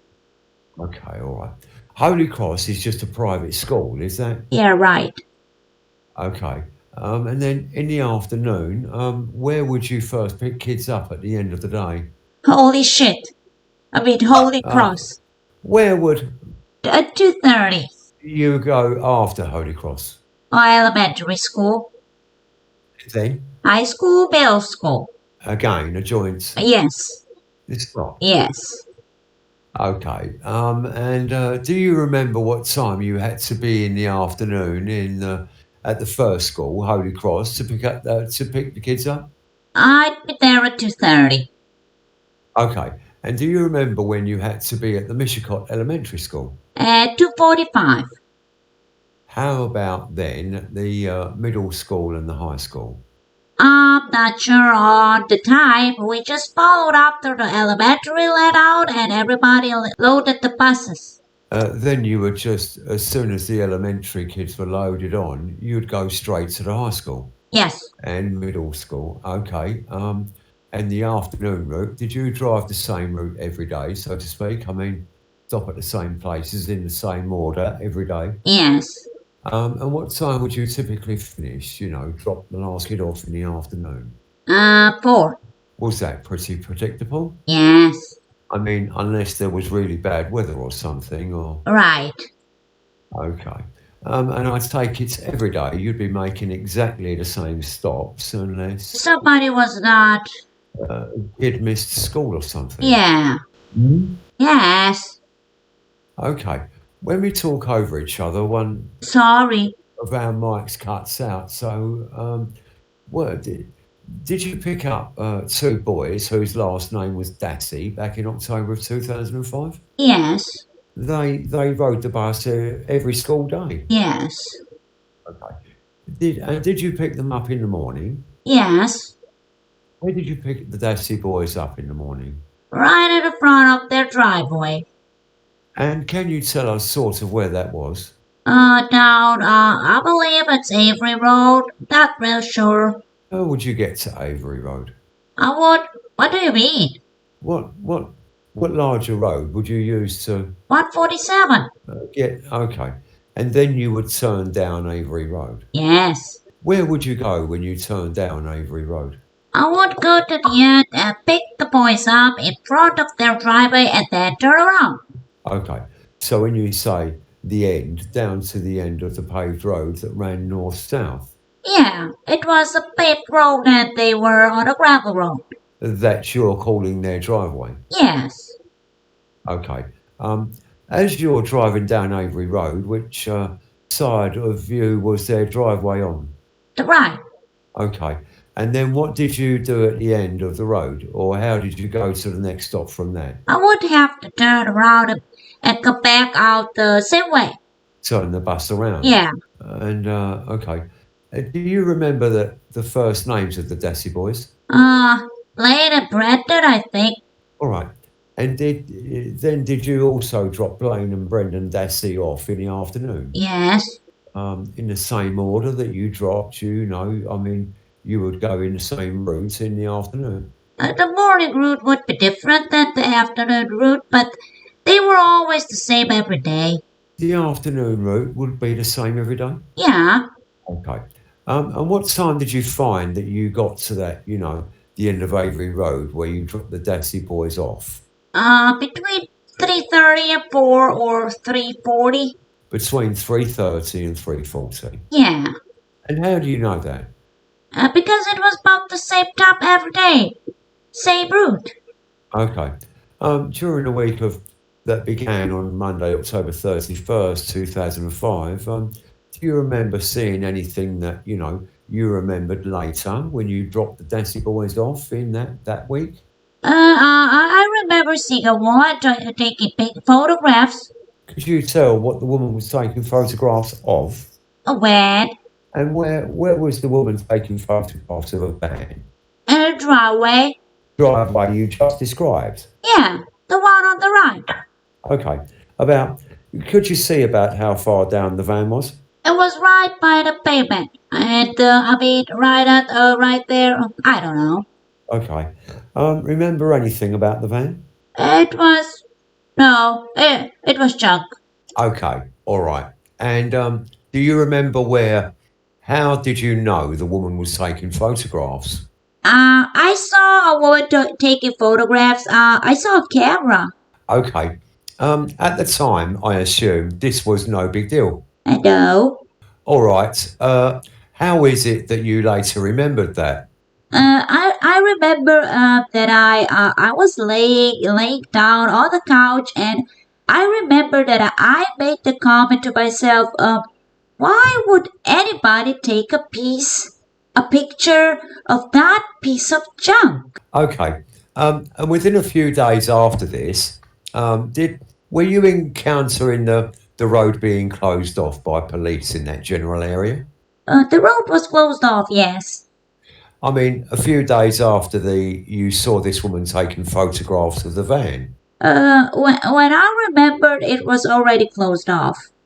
Okay. Now, as you sit here today, do you remember what day exactly of the week of October 31st you saw the woman taking photographs of the junkie van? No, unfortunately, I don't remember the day. Okay. Was there only one day when you saw a woman in October 2005 or early November, if that's what it was, taking pictures? Objection, Your Honor. He's leading the witness for a while now. Well, I don't think that last question is leading, so I'm going to allow it. Okay.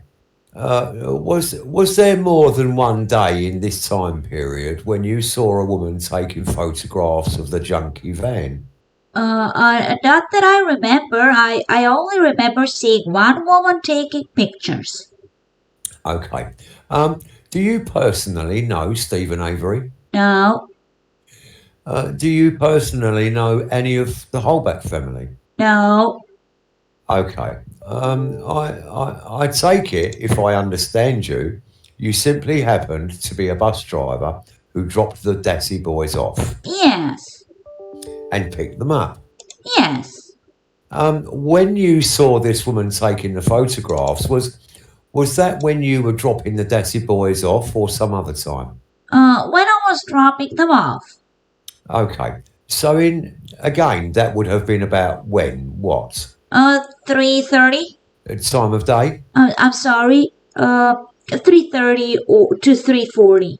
That's all I have, thank you. Mr. Gahn, Yes, Your Honor. you may proceed. Thank you. Good afternoon, Miss Buckner. Do you recall when you reported this, what your observation to the police? I believe it was Saturday. Saturday? Could it have been Monday, the following Monday on November 7th? Could have been. Do you recall? Okay. And do you remember how did you contact the police? I walked up to the barrier. And what prompted you to go to the police? Because I had remembered seeing a woman taking pictures. Okay. And I thought maybe I should say something. As a good citizen. Yeah. Okay. And do you remember who you talked to? When? When you reported this. When I walked up the barrier and there was a woman cop, and I spoke to a male cop, but I don't remember the name. And this was over at Avery Salvage Yard. You went to report this, correct? It was at the barrier by my house. I'm sorry, by where? By my house where I live. Do you live nearby? Yeah, I did. So where do you live then? I lived on County Road Q. And for how far was that from the Avery Salvage Yard? I don't know. Not far. I don't. Did you drive over there or walk over there? I walked to the barrier at the intersection. Okay, and when you say the barrier, you mean the barrier over at the Avery Salvage Yard? No, the barrier at the intersection of Q and 147. The barrier. But then from there, did you go further to the towards the Avery property? Another day I did. They called me back a different day. Oh, and all right. So, did you talk to anyone or tell anyone that first time you went to the barrier? Tell them what? What you're telling today. Yes? And then you say you went back again? And gave a statement. Okay. And do you remember to whom it was you gave a statement? No. Okay. Could it have been Detective Officer Wiegert here? He's sitting right here behind. The glasses? I don't think I was in his cruise in his cop car. I don't remember. There was a cop I talked to too, and then somebody in a building. And was that over by Avery Salvage Yard? Yes. Okay. All right. And do you told him on that day these observations of yours, correct? Yes. And you can't tell us though to the exactly what day it was you made these observations? No. And can you say for sure whether it was the week of October 31st? No. Could it have been before October 31st? Yes. Could it have been a week before? Yes. Could it have been 2 weeks before? Yes. I don't know. So you don't know exactly when it was you saw this woman taking pictures. No. And do you remember, well, let me ask you this. How close did you get to her? I have no idea how far away it would have been. I was in a school bus, dropped kids off, and drove away. I mean, 5 feet, 10 feet, 20 feet away? I'm not really sure. 2 blocks away? No. Okay, could you just give us an idea of how far away she was when you saw her? And it's okay if you can't. I have no idea. And that's okay. And do you know where the vehicles were that she was taking photographs of? They were at the end of the driveway. And at the end of where you enter the Avery property? The gravel driveway to the right of Avery Road by the mailboxes. If you were to see a diagram of that property, could that help you? Oh, yeah.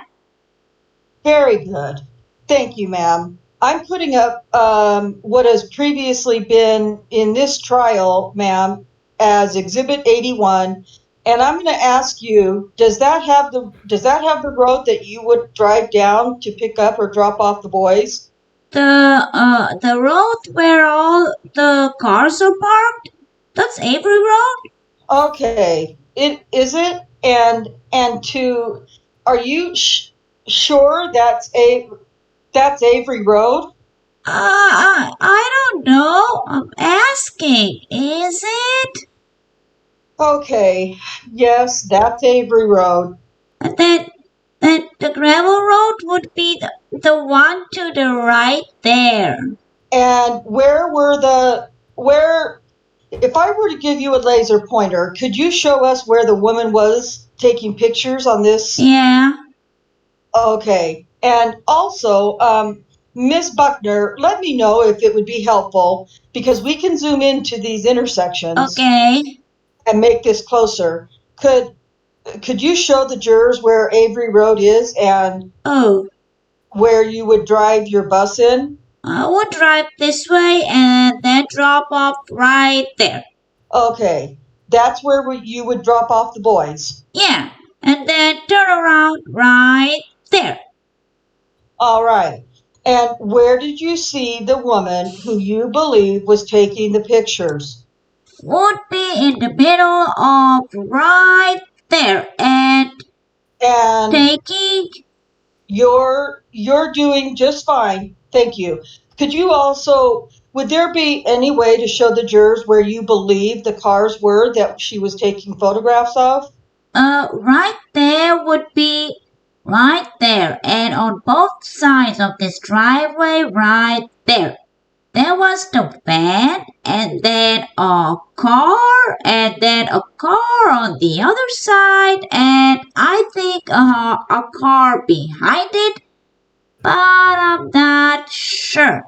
And when you drop the boys off after school, is that where you always drop them off? Yeah. Do you know how many cars she was taking photographs of? No.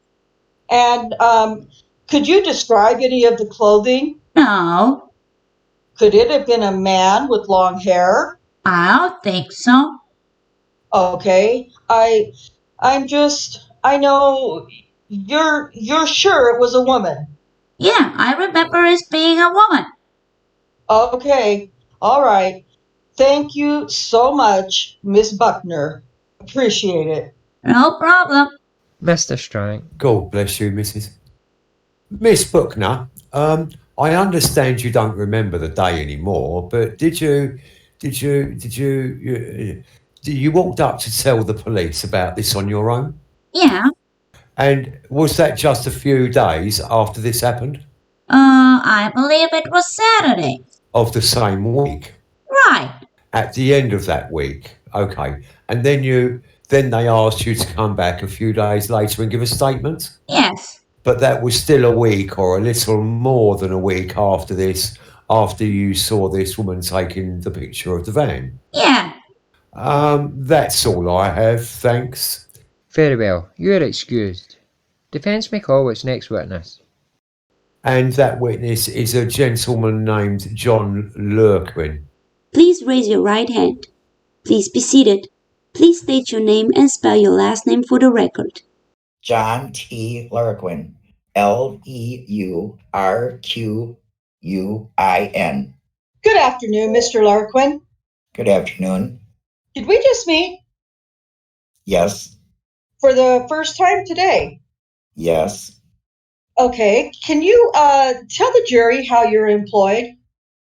I'm employed at Velder's Co-op. I deliver propane with a propane truck. Okay. And when you say you deliver propane, who do you deliver it to? Residential and commercial customers. Okay. And this is like a big bulk tanker type truck that you have, or what? Yes. Okay. And where do you get the fuel for that?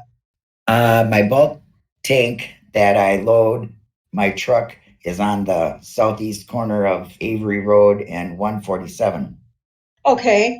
We have Exhibit 91 up on the screen for you. I don't know if that can orient yourself by that at all. You don't usually see it viewed from the side, from that far up, I'm sure. But do you know where Highway 47 is on that? 147 rather? Yeah, that's in the top left corner. Okay. You have a laser pointer in front of you. If you could turn it on and maybe point to the location where your filling station is. Right there. Okay. And so where's Avery Road? Right here. And where is 147? Right here. All right. So to get you to your filling station, then you would have to turn off of 147 onto Avery Road itself. Yes. There's no other entrance way into it? Nope. Okay. And did you have like a regular route of customers that you would deliver to? Yes, I do. Well, tell me how that would work. When we're on our computer system that goes off the degree days for the route itself, and then we call in customers that day or that call when they want LP. So we go to whoever's on the schedule or whoever calls Okay. to deliver it. And you, what were your normal work hours? Normal work hours are 7:30 to 4. Okay. Do you ever work after that? Yes. And how would that come about? If I got work I got to do or somebody calls later in the day, if I ain't done, I'll get there. Yeah. Okay. How often would you visit that? Is filling station the wrong term for, what do you call it? It's a bulk plant. A bulk plant. Yeah. Okay. How often would you visit the bulk plant to fill your truck? On a day like during that time, it would be usually once a day. Okay. Now, during that time, jumping ahead a little bit, but I'm going to direct your attention now to October of 2005, okay? You have to say yes or no. Yes. You understand? Is most of your business in the winter heating? Yes, except for the farm accounts and stuff like that. Okay. So on October 31st of 2005, was that a day in which you filled your tank, Yes. your truck? Yes. And what was your normal process, or how during that time when you would go to the bulk plant and, when you would do your deliveries? I do my deliveries during the day, and then usually about 3:30 I go and fill my truck because that way it's full for the end of at the end of the day. So the next day I can start with a full truck. Okay. And when you said, can you tell me how would you do it? What would you have to do to fill your truck? Well, I would turn on Avery Road and then go back into the plant onto the west side of the tank, or south side of the tank, I should say, and get out and hook the hoses up and get back into my truck. Mind if I zoom in on this a little bit? Okay, I zoomed in a little bit now. Could you use the laser pointer and point out where the the bulk plant is again? Okay, and in this particular photograph, do you see a lot of vehicles parked along Avery Road? Yes. Was it usually like that? On any day? Yeah. No. Okay. This was taken on a particular day, and we've had testimony about that. But which way would your truck be facing while you were filling it up? Towards Avery Road. Okay. I don't know if you can point out where the tank where you would pull up to is. Okay. And so you would be facing this way. What? West? Southwest would it be? Yeah, well, it would be actually north, kind of northwest. Okay. Because Avery Road runs kind of northwest right there. Okay. So you say you back your truck in there and you hook it up, and then what do? I get back into my truck and I write a percent number down on my logbook and just basically wait till it's done. Okay. And how long would it take for you to fill up your truck? It takes roughly about a half hour. All right. But what do you do during that half hour? Sit in my truck, listen to the radio, when cars go by, look up at cars, and that's about it. Okay. Now, on October 31st of 2005, do you recall seeing any particular vehicle that later became of interest to you? Yes, I recall seeing a green SUV. Okay. When you say a green SUV, how big was it? Mid-size SUV, not the large size. What kind of vehicle do you have? I have a Tahoe. And is that a full size? Generally speaking, yeah. Okay. And the vehicle you saw, was it as big as that or smaller or what? It was smaller. Okay. So tell us what you saw. I seen a vehicle pass by the front of my truck, and I just glanced up, and it was just a green SUV, and that's all. Well, which direction was it going? Back towards Avery Road, so that would be to the north, towards 147.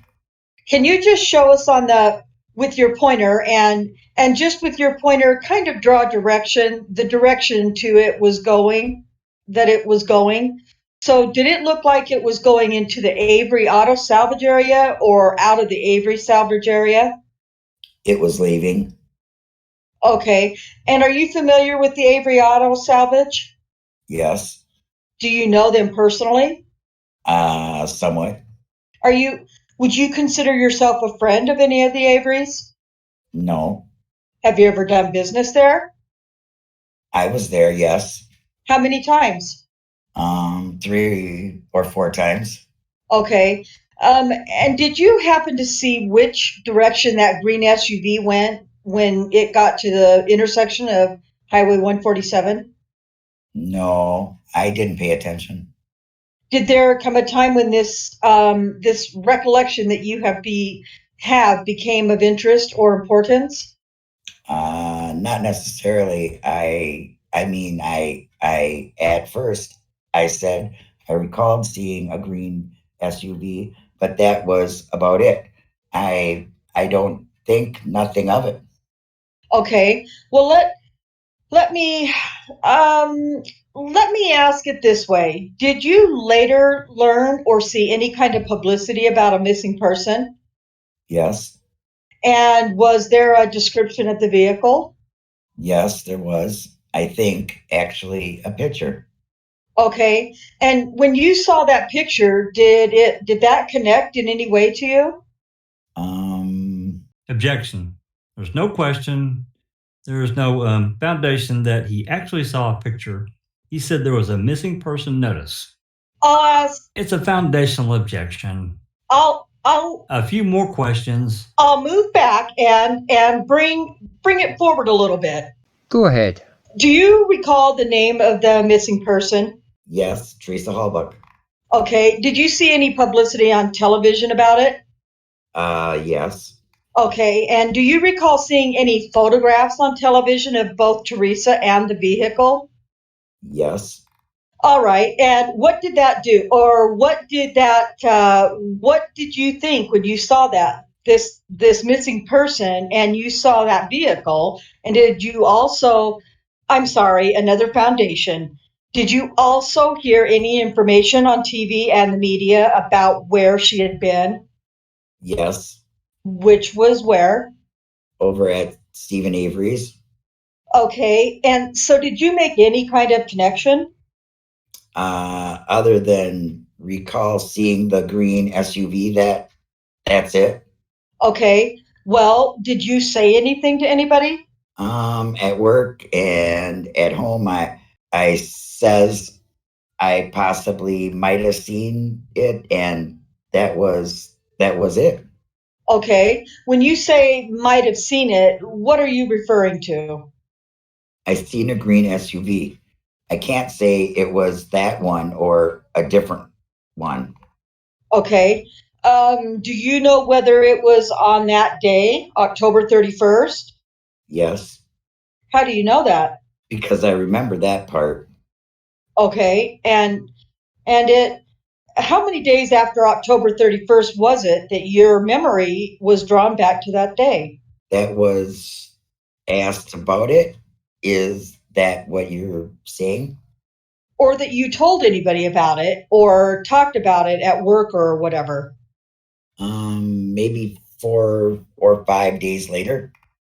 Was it right when the publicity was beginning Yes, about Teresa Halbach? yes. Okay. Mr. Bjorn, is your microphone on? I'm not sure.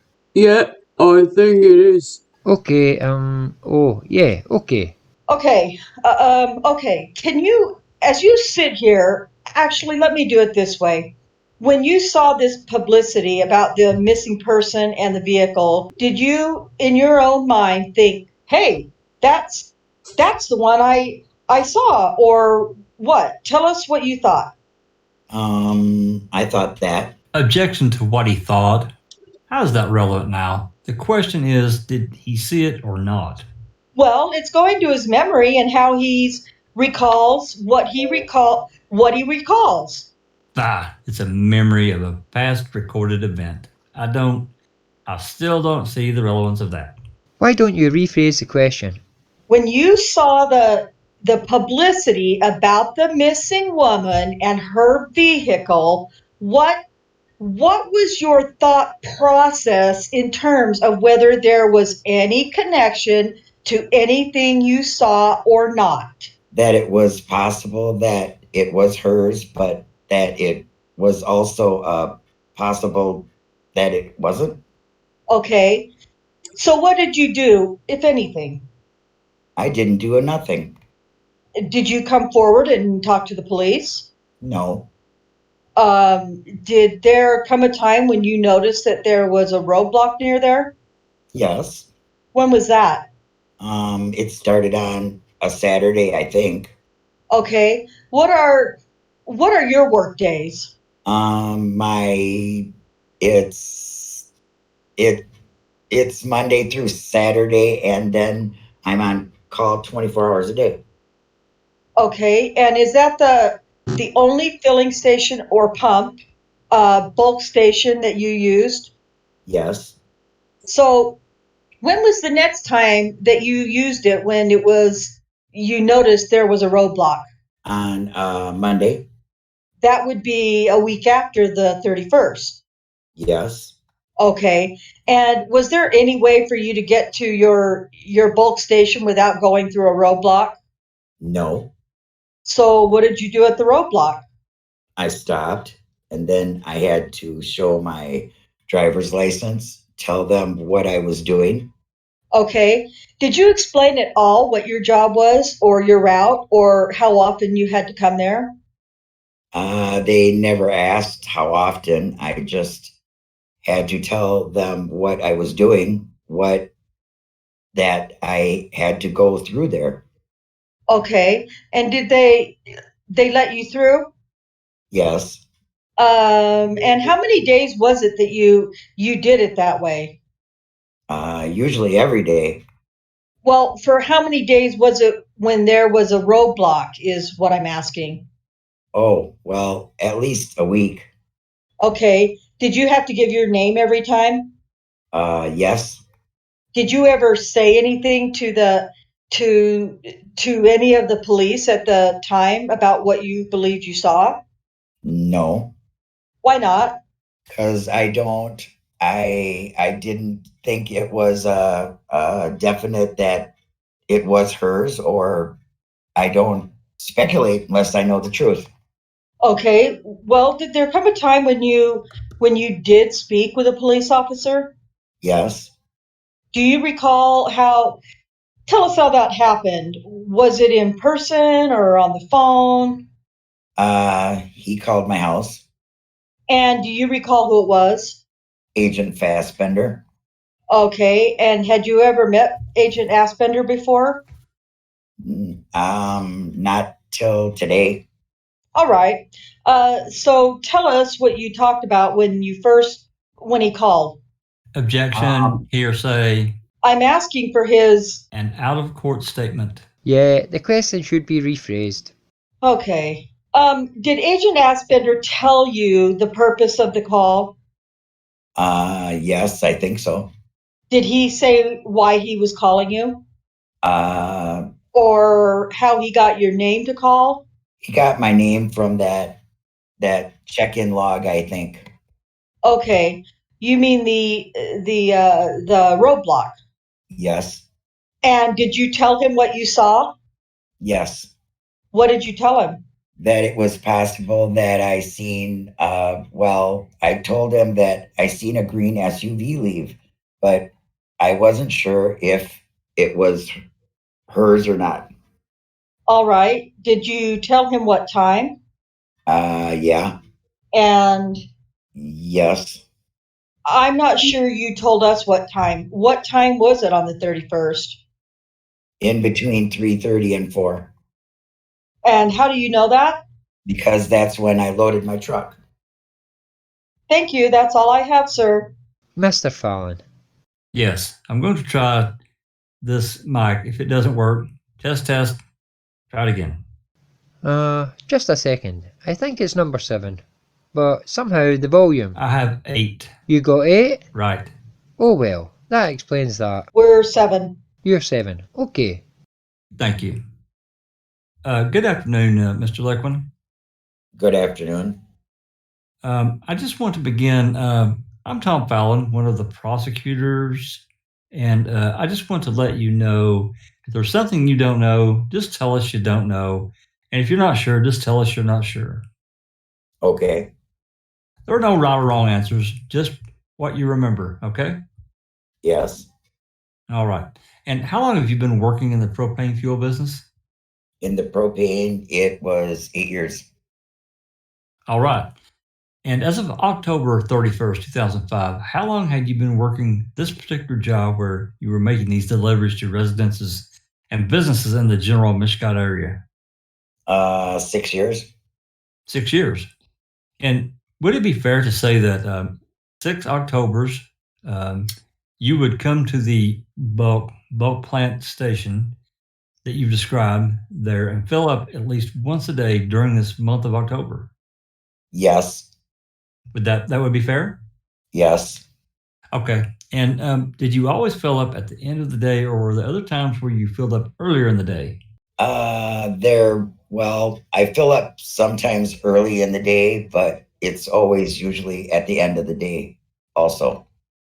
Just so that you get a good start of the next day? Yes. All right.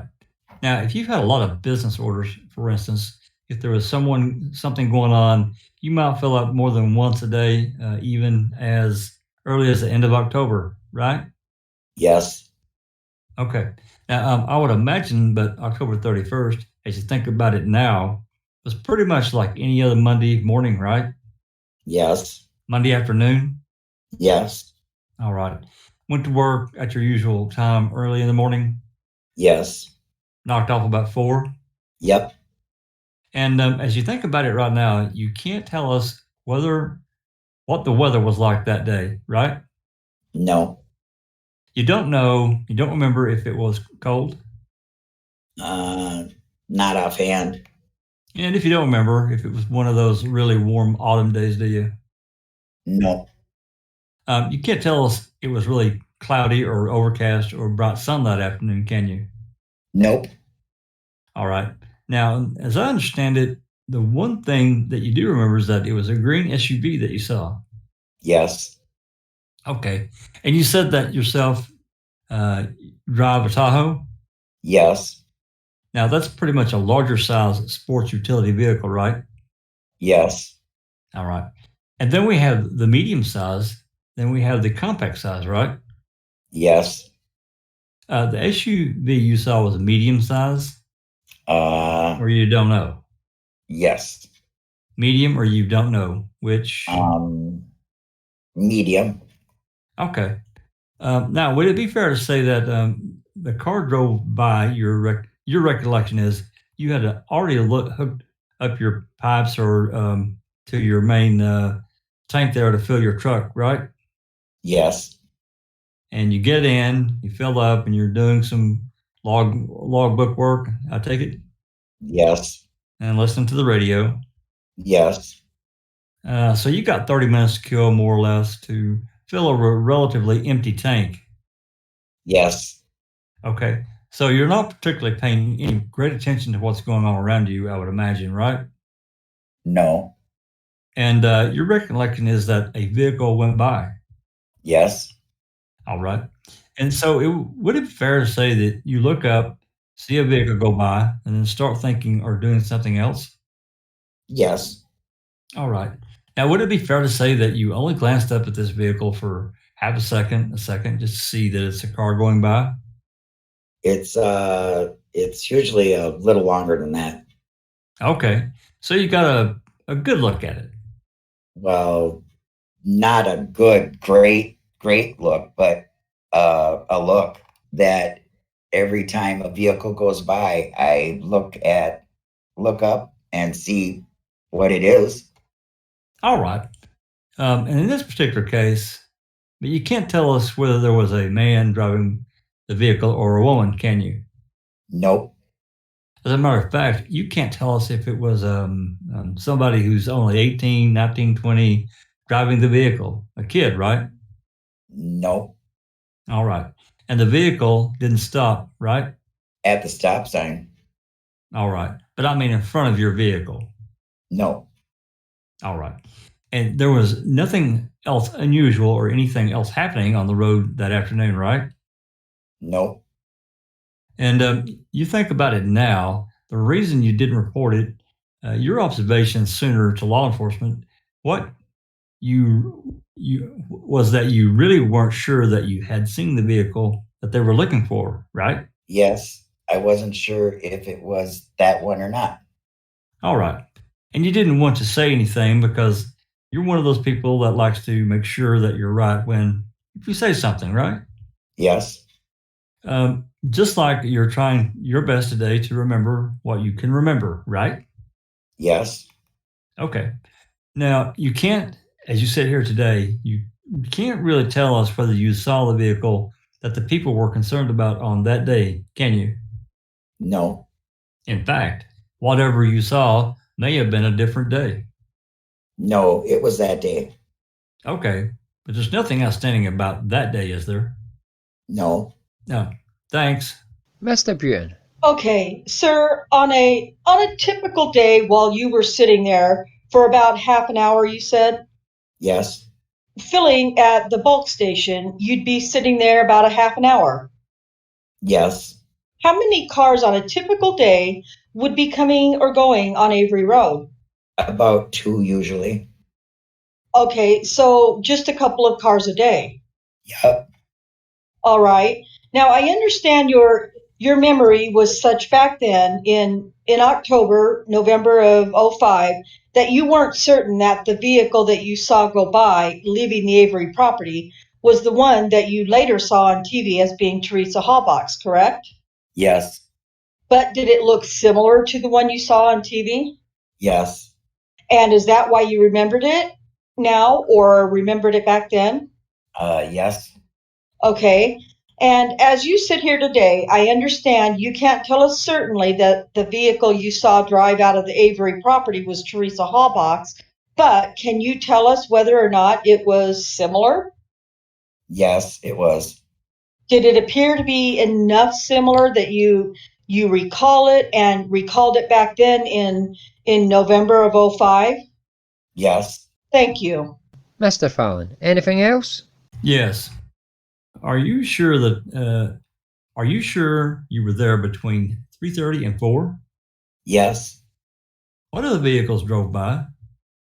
The ones that I remember is not that I can't remember.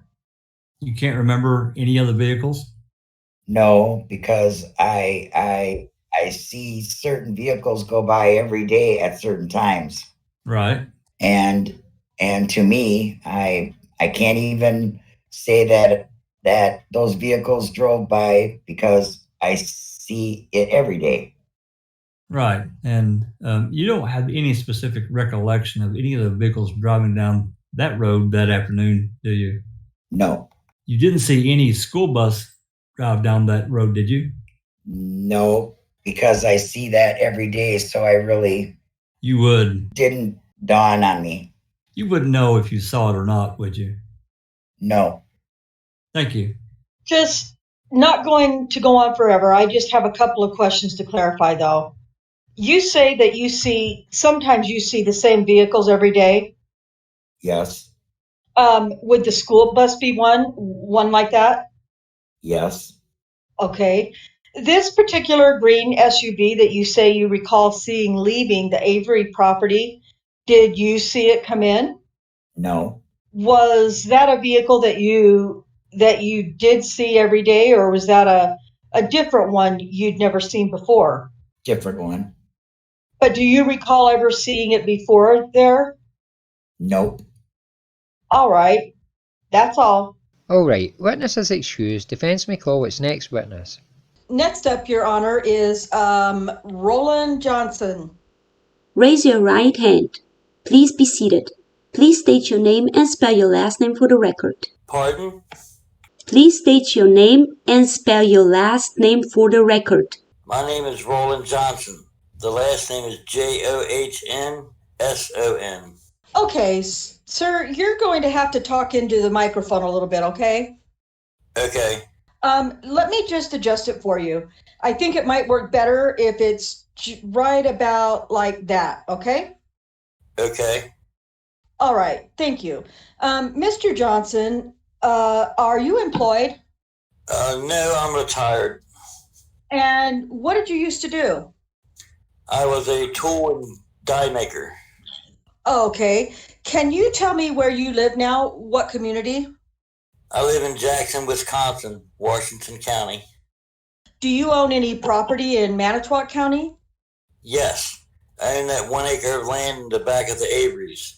I bought that at least 30 years ago. Okay, well, let's go into that a little bit. Do you know any of the Averys? I know all of them. Okay, do you know, well, who's the first one you came to know? Alan. And how did that come about?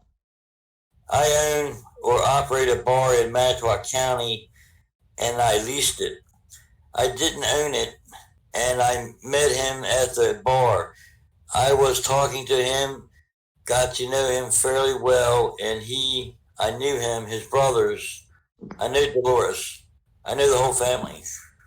Okay, and from this relationship that grew out of your acquaintances there, did you come to, at some point, to have some connection with the property that Alan Avery owned? Yes. Alan rented the property in the back corner. It was set up for a trailer with a well and septic tank, and it was vacant. They rented it to me after I left the tavern. I had to have a place to go. You said it was just like a vacant pad? That's all it was, vacant pad, concrete slab. And it had well and septic tank. At one time, it must have been used. All right. Did you do that? Did you go to that area? Yes, I moved my trailer up there, rented it from him for a period of time, eventually bought it from him. All right. Just a minute. I'm going to try and find a photograph to show you. I'm going to show you.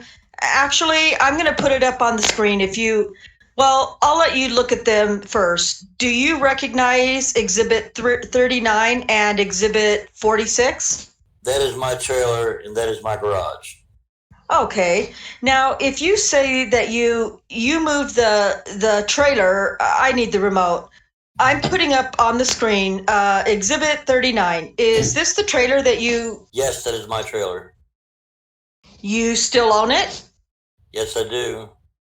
And are you the one who put it on its current parcel? Yes, I am. Do you know when that was? Probably 78 or 79. Okay. And then showing you Exhibit 46, that is what? That is my garage. And was that there when you got there? No, we built that. Alan and I built that one. Alan and you? All right. So did you own it or were you leasing it or how did it work? I was leasing it at the time. And for how long did that? That was a period of maybe 4 or 5 years. And then what happened? Then he offered, I asked him a number of times during that time if I could buy it. Finally, he decided I could buy it. And buy what? The lot that I was on instead of leasing it. Okay. And so what did you actually end up buying? How much? I bought the 1 acre lot in the back corner. And do you know when that was? Not exactly. I don't remember anymore. Okay. Well, would it have been in the 80s or the 70s or? It would have definitely been in the 80s somewhere. All right. I'm going to show you a diagram, Exhibit 111. See if you recognize or can orient yourself with that. Yes. Okay, and let me put it up on the screen and let's talk about it for a moment. This is the computer rendering that we talked about here quite a bit. Do you see that round brown area behind the garage? Yes, I do. Is there such a place in real life as well? Yes, there is. And how did it come to be? I was planning on building that garage longer, and I got Phil to level off the land at the same height as the existing garage, so I could just pour another slab and extend the garage length. Okay, so you had that mound of dirt put there yourself? Yes, I did. Do you know when that was? At least 10 years ago, if not more. All right. So now you're going to extend the garage, but never did for some reason.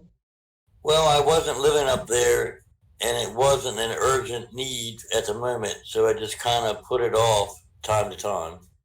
Okay. All right. So how long did you said you bought it. Did you actually trailer? Yes, I did. I lived there for at least 10 years. And can you tell me approximately when that was? Well, I would say approximately from 78 to 88. All right. And then what happened? I was working in Two Rivers, and I checked out the wages in Milwaukee, and the wages doubled, so I just opted to go back to Milwaukee and keep this place for a weekend getaway. Okay, so you switched jobs down in where were you working? Where were you working up here? I was working at Paragon Electric in Two Rivers. Is it still there? No, it's not. Okay, and so you went down to Milwaukee to change jobs? That's right. I went to Milwaukee. The wages were so much higher. They were double and better than what I was making here, so I went to Milwaukee. Okay, and did you buy a house there?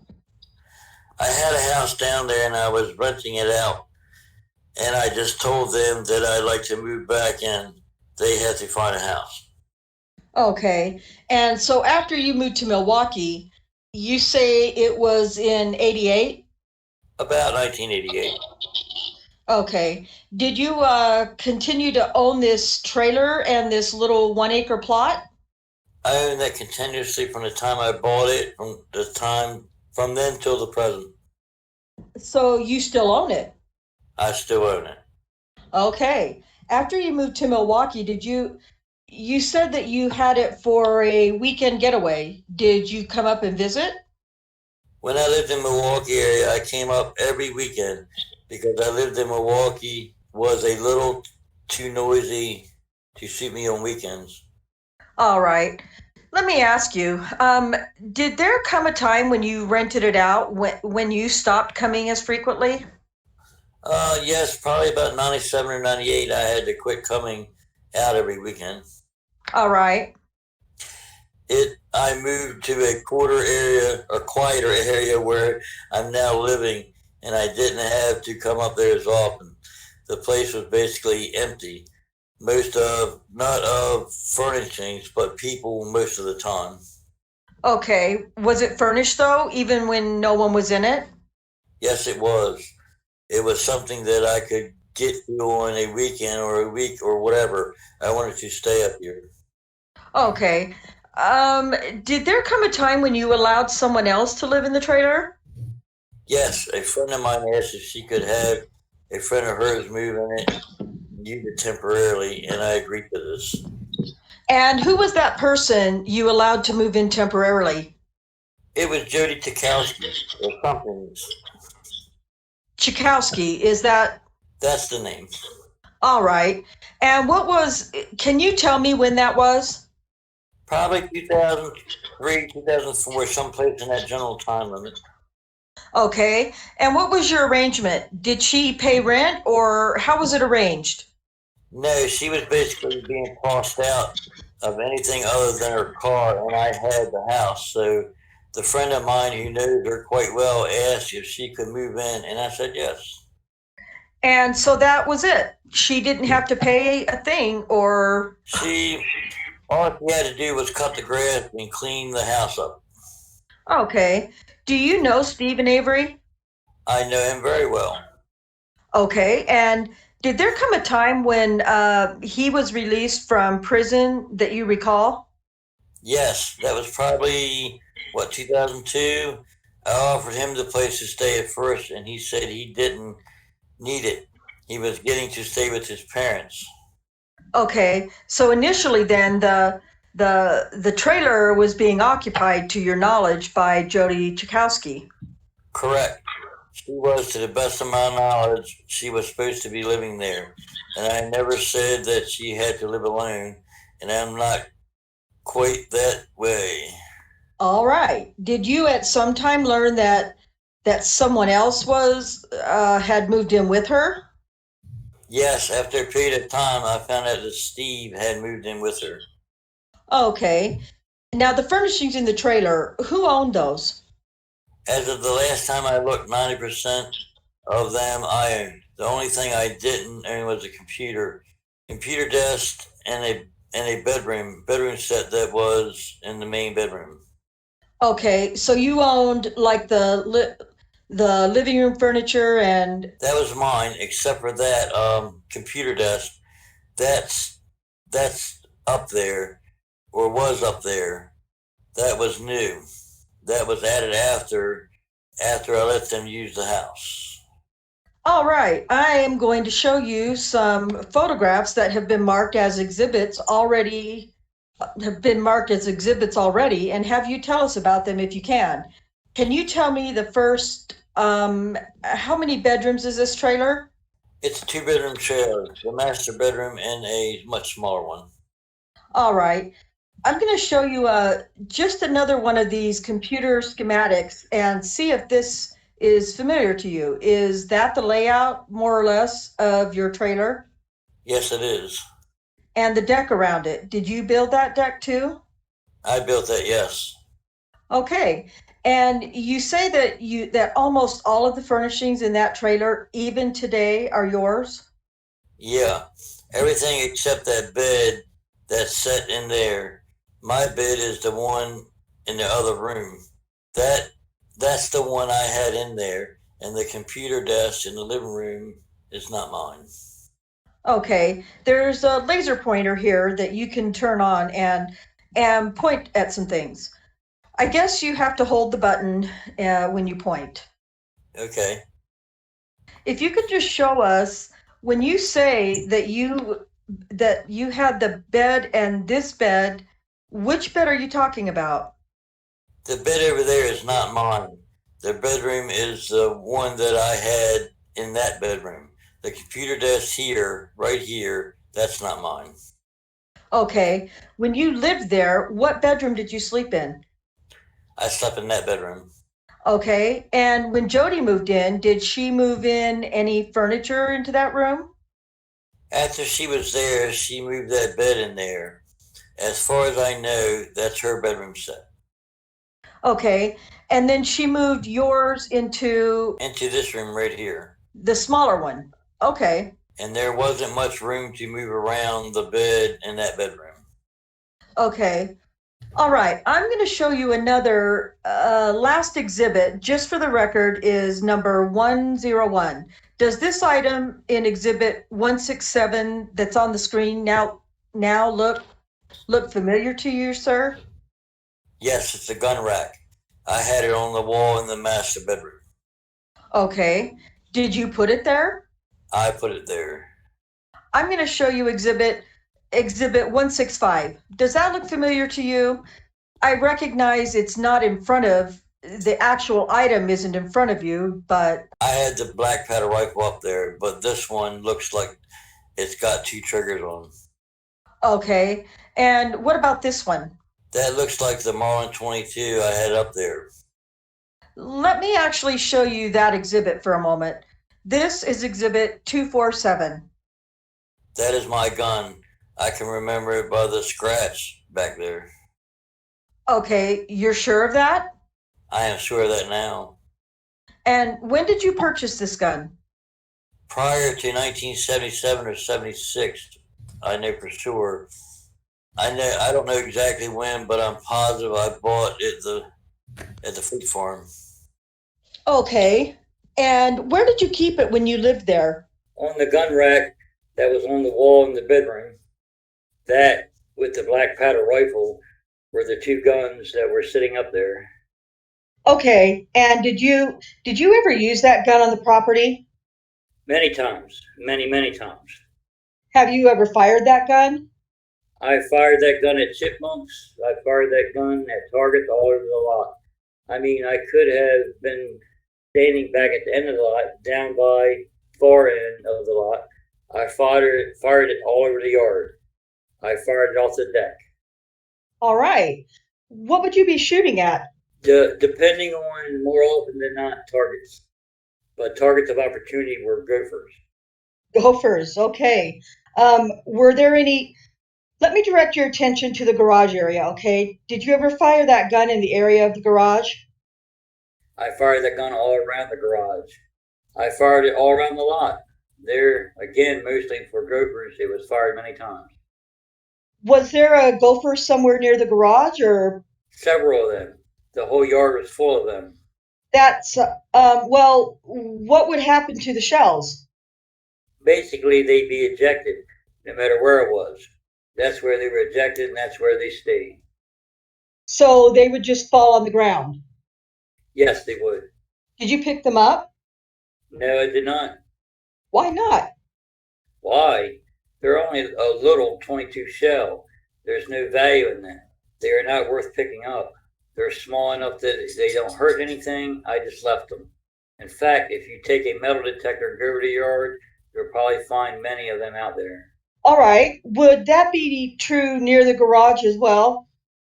Any place on the lot, on that acre, it would be true. All right. Did you ever fire the gun in the garage? No, not at all. I basically don't believe in guns in that building. Sure, I understand. But how close do you think you ever were to the garage when you'd be shooting it? Right at the garage door opening. Why? The main door, Here again, gophers. I had a hole under that door about that big, and I don't know how far the tunnel went, but I fired into that hole many times. And that hole is where in relation to the garage? Right. Basically on the left-hand side of the main garage door, the opening garage door. All right. I just wanted to verify that. I'll show you Exhibit 101. Show me approximately where this gopher hole was. Approximately right in front of the truck, right by the edge of the door. All right. Can you give me any kind of estimate of how many times you would have fired that gun in front of you on that 1 acre parcel? Maybe 5 or 6 bricks, which are about 500 in a brick, 3,000 times. Speaking of bricks, what kind of ammunition did the gun use? Used 22 long rifle. Did you buy that kind of ammunition while you were there? While I was there, a lot of it. Okay. Now you left the gun there while you rented it out to Yes, I did. Most of the furnishings and stuff were mine, and I kind of figured if I come up on the weekend, I wanted to use it for any reason or to come up there, it was there. All right. If I brought it down where I live now, I live in the city. No use for a gun at all. Okay. Do you know whether there was any ammo that you also had in the... I cannot say. I know for a fact there was absolutely nothing with the black powder. For this, I don't know if I had any laying around up there or not. I could not tell you. Okay. When do you think was the last time you would have been up on that property yourself shooting the gun? Well, maybe... Let's hold it right there. We're going to take a break at this time. Okay, that's good. Take our afternoon break. Sure. And we will resume in 15 minutes. Alright, we'll come back at 3:15. All right. You may be seated, and Mr. Buting, you may resume. Thank you, Judge. Okay, Mr. Johnson, you were talking about the times that you would fire that 22. By the way, what kind of 22 is it again? It's a long rifle. The gun is a Marlin. All right. Do you know what model? It's a Glenfield. It was the cheapest rifle that you could buy. Actually, at the time, I bought it. I think you said around 1997 you stopped. You didn't come up as frequently to the property. That's correct. No, 99. 99. What happened in 99? I bought my house where I'm at now. And I remember exactly, it was October 13th, 1999. And it was Friday the 13th. That's the only reason I can remember that day. Okay. What happened to your house in Milwaukee? It was flooded twice in a 2-year period, and I could not repair the house. The city of Milwaukee ended up having to buy it. Okay. Did you then, once you moved you say you're in Jackson? That's correct. How frequently would you come up to the property, the 1 acre property over on Avery Road? Basically often enough to cut the grass and keep it looking halfway decent. After that, 99. All right. It was weekly like it was before, but it was often enough to keep. It's been 2004, not 2003. Okay. After she moved in, did you continue to come up to... I've come up to visit her a number of times. Yes, but not over. Well, a couple times I stayed overnight. I slept on the couch in the living room. All right. And so when do you think was the last time that you would have fired that 22 Marlin that we had in front of you a little while ago? Probably, it was definitely before Jody moved in. So sometime before 2003 or 4? Yeah. After she moved in, you weren't in the, you never fired the gun again? No, I did take it with me. I never fired the gun again after. The property back to you. What condition did you observe that it was in? The place was pretty much in complete shambles. A year before Jody? Yeah. All right. So maybe a couple of years before the police search of the... Yes, as I said, it probably was used carpeting. It was in excellent condition, and I had somebody install it. All right. I'm going to show you a few more exhibits. There's an item that we had some discussion about in this trial. It's depicted in Exhibit 168. If you could take a look at that and tell me whether you recognize that. Yes, I recognize that. That's mine. And what is it? It's a World War II model record cabinet for record albums. Now, that's why they were divided as such. You can stack 3 albums in each one of the sections, and flat records went on top. I see. Now, it's been referred to here by some people as a bookcase. Well, it's not a bookcase, but that's what it's been referred to, I guess.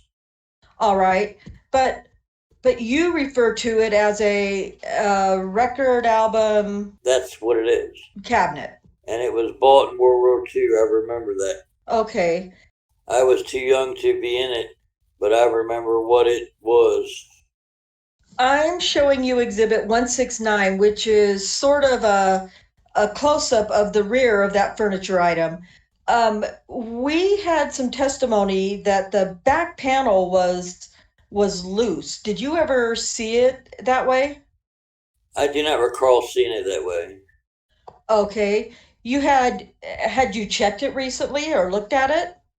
I just looked at it where it was at. I haven't looked at that specifically because it was of no real treasure. Okay. I show you Exhibit 337. That's your trailer. Yes, it is. In the foreground, kind of surrounded by some yellow police tape, is an item. Can you tell us what that is? That's my burn barrel for burning up the paper and garbage around the area. You put it there? I did. And did you use it? Yes, I did. How often? Probably every time I came up there. What sort of things would you burn in there? Oil bottles, oil filters, paper, garbage, and stuff that comes for the most part in the mail, and bags and stuff in the grocery store. Did you have a garbage pickup? No, you don't have a garbage pickup. You can go over to the dump, but I never went to the dump. So what would you do with your regular household garbage that would accumulate? Burn it in the barrel. All right. Did you ever have any bigger fires other than... Occasionally I would have cuttings and weeds and stuff that I would burn, but it was basically just a little bit further, closer to those trees. Out in the front here?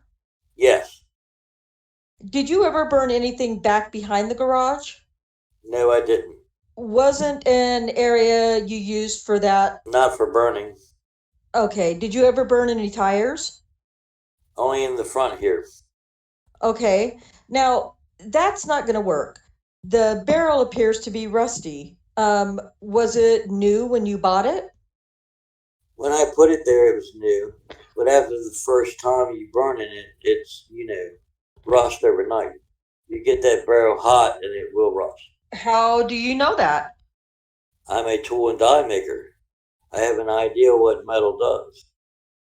Okay. Showing you Exhibit 145. Can you recognize this? Yes, I do. What is it, sir? It's an aluminum melting smelter at Mr. Avery's property. Did you ever see anyone operating that smelter? Yes, I did. And who? Alan has Judge. operated it. Judge, objection. Unless we establish a time frame, please. Otherwise, it's just not relevant to this case. It's foundation. Well, I think a time frame can be used for foundation. I'll sustain the objection. Well, tell us first, how often do you think you saw someone operating this smelter? 3 or 4 times for sure. Okay. And when do you think was the last time you saw it? I honestly couldn't even give you a date. I was up there and I remember Allen burning, melting down transmission housings and various other things. But I can't tell you when it was.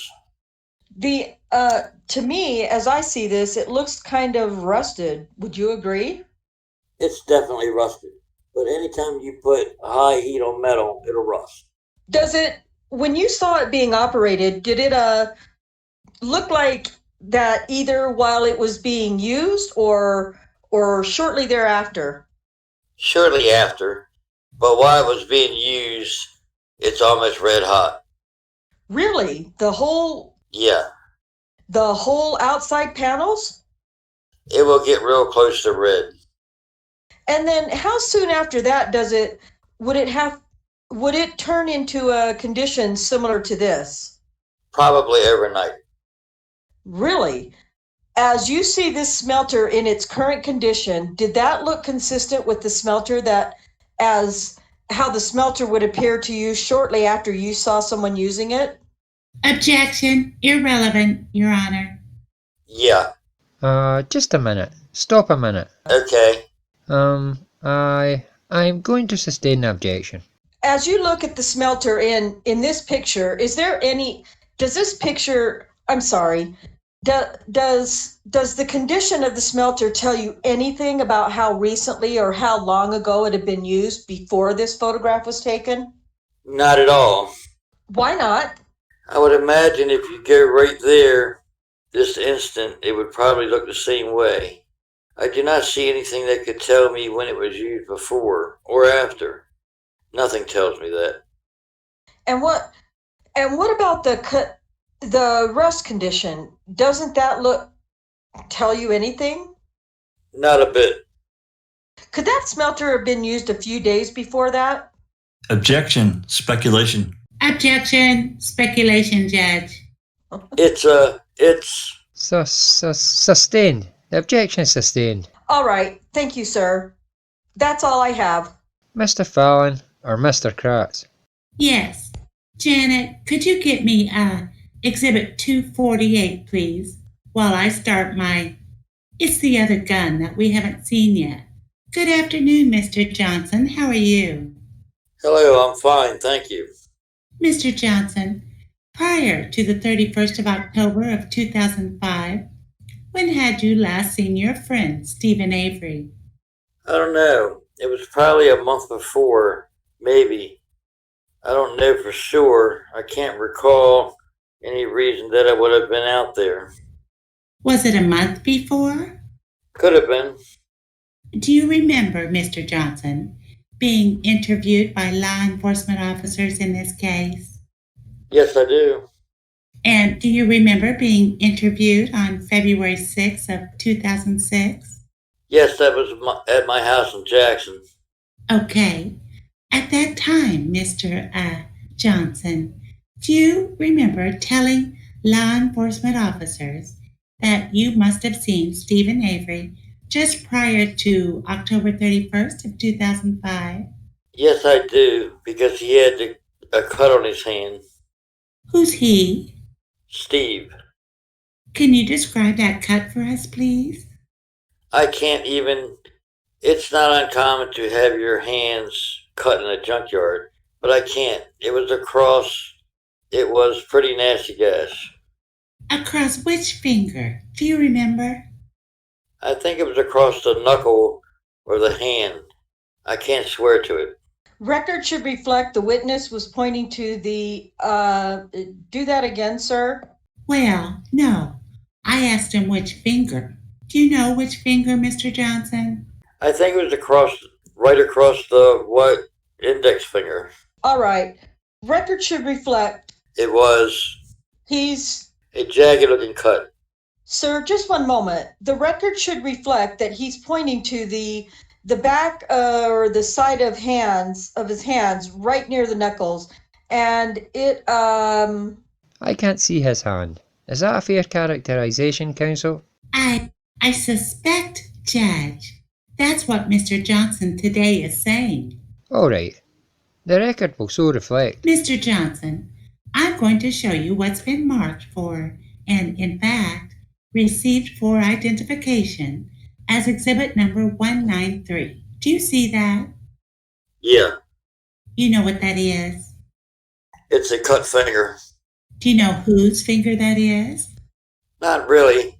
I can't see the face, so I couldn't tell you, but I can assume. Does that cut look the same or similar as the cut that you described Yes, it does. to law enforcement? Mr. Johnson, you're going to have to wait until I finish asking Oh, my question. Otherwise, this young lady here is going to get angry with one of us, and it will probably be me. Okay? Do you remember seeing a cut that looked just like that on Mr. Avery's hand? Is that right? a gas of that type, yes. Do you remember telling law enforcement that you saw that just before October 31 of 2005? I think I do. I remember a nasty looking cut. That's all I can say. I thought it should have been stitched. Mr. Johnson, I'm going to have Mr. Fassbender hand you what has been received as exhibit number 248 and have you take a look at that firearm and tell the jury if you recognize it. If it's got a wooden ramrod, it's mine. Well, first, take a look at exhibit number 248. Tell us what that is, please. That is a firearm, a black powder gun. All right. Have you ever seen this gun before? I've seen one. If it isn't the same one, it's almost identically the same. All right. Do you feel comfortable handling that weapon? Or would you prefer that somebody else? I want you to look at both sides of it just to make sure. You feel comfortable in handling a weapon, I assume? You mother... I'm looking at both sides of exhibit number 248. Do you recognize that gun, and have you ever seen it before? Yes, I did. And now I remember, yes, I have. That was my gun. That is. Okay. And despite having it's got 2 triggers? It's got a safety device. All right. The most I fired out of it was about 20 rounds. 20 rounds. All right. And I'll have that taken from you. So that, and the 22 caliber Marlin were both in. Those were the 2 guns I had. Oops. They were both in the master bedroom. Is that right? Yes? Correct. When was the last time that you saw that, Mr. Johnson? Whenever I went up there. Jody was living there. I know that. I can tell you what year it was, 2004. All right. Do you know if your friend Steve was living with Jody at that time? By that time, yes, I did. And so when Steve Avery was living in that trailer, including in that bedroom, did you see that firearm and the .22 firearm in his bedroom? I can't honestly say if I did or not, because I didn't go in the bedroom at that time. You talked about something that was called a brick of ammunition. Can you describe that again? It's a package of 10 boxes of .22 caliber shells. How many shells are in each box? 50 in each one. There's 500 rounds in a brick. Now, are those boxes cardboard? Yes. And all of the ammunition, at least for the .22 caliber Marlin that you owned, came in this brick form? Is that your testimony? That's the way I bought it. It was cheaper. You never bought .22 caliber ammunition in plastic boxes? I might have from time to time. Depends on how the brick came. All right. I don't even remember. I just went to the store and bought it. All right. So as you sit here today, you don't know what kind of .22 caliber ammunition you may have had in the trailer. I have no idea what brands they were. They would have been several different kinds. My question, though, is do you believe that they were in these 50 Yes. they were in these 50 cartridge cardboard boxes? Cardboard or plastic? All right. Yes. And if I understand this correctly, then the cardboard or plastic box would be grouped together and you buy them in bulk, basically. Is that right? You'd buy them in a package up in the shape of a brick. All right. I show you, Mr. Johnson, what's been received as exhibit number 246. And if you recognize what that is, please. It's a box of shells out of a brick. All right. And is this? And they're 22 long rifle. And is this the kind of shell that you had in the trailer, at least the last time that you were there? Probably is. Very, very likely. Now, the brand of 22 long rifle shell, it says CCI. Do you know what that stands for? I don't remember, but I bought it for my 357. I bought it for a 22 caliber pistol that I had, and I had used it. The pistol and the rifle used the same ammunition. And that would be a 22 long rifle. These are hollow point yes. bullets. Is that right? Right. Are you familiar at all with ammunition? Do you know what a hollow point bullet is? Yes, it's one that will fragment over and expand. In fact, when it enters whatever the target is, whether it's an animal or something else, it's intended to create more damage. Is that correct? Correct. Oh, on the would be the end of these shells. You see a logo, a letter C. You see that? Yes, I do. That how you remember those shells looking? I bought so many shells I can't honestly tell you what they look like. I understand. All right. Do you know what a rim fire? Yes, I do. If I could just finish asking the question. You know what a rim fire shell is? Yes, I do. And what is that, sir? It is one that will fire any place along the rim as opposed to having a firing pin for the primer. So different kind of bullets ignite or operate in different kind of ways. Is that your understanding? That's my understanding. And 22 caliber shells are unique, as I understand, or at least are typical for having this rimfire capacity. Is that true? As far as I know, it's true. Larger caliber bullets, your 357 as an example, you're talking about a handgun, is that right? Yes. And 357 is just a different caliber. It's a much larger caliber than a 22. Correct.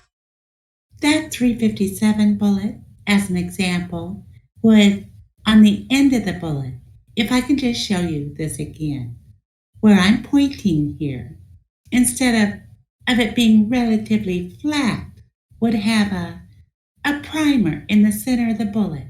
Is that correct? That's correct. Now, you mentioned to Mr.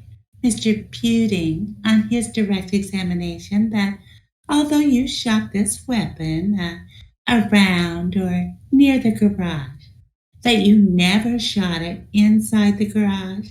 Is that still your testimony? That is part of my testimony. I don't believe in guns in the building. All right. And in fact, Mr. Johnson, at least the last time that you were there, last time you were in the garage, did you ever notice any 22 caliber shell casings inside of the garage? Not that I recall. Well, if you would have seen a 22 caliber shell casing inside of the garage, is that something that you think you would have remembered? Not really. All right. How come? As I said, I fired outside the garage door, and I pointed to the area. And if the door is open, shells could have landed in there as well as out. All right. How far in the garage you think those shells would have landed if you fired outside the garage? I have no real idea. Well, let me show you some pictures and ask you some questions. First of all, I'm going to show you exhibit number 221. Do you know what we're looking at here? .22 caliber shell. And I suspect just from this photo, you can't tell me where that was taken, can you? I cannot. All right. In the garage, Mr. Johnson, there was stuff? Understatement. That's a nice way of putting it. I'm showing you exhibit number 232. Some of the stuff is exhibited in this photo. Is that right? Yes, it is. You'll see a larger red toolbox. That was yours, right? Correct. You'll see next to that a green air compressor. You see that? Yes, that's mine. That's yours as well. And to the right of the red toolbox, do you see at least the edge of a gray workbench? Yes, I see what appears to be a workbench or whatever. Well, I'm going to ask you about your recollection. Do you recall seeing those items there the last time that you were in the garage? Yes. In fact, all of those items and most of the things that we see in this picture. Your Honor, can I just ask counsel to clarify the last time? I mean, he's probably been in the garage. He still owns it. He's probably been in there recently. So you might want to give that time frame.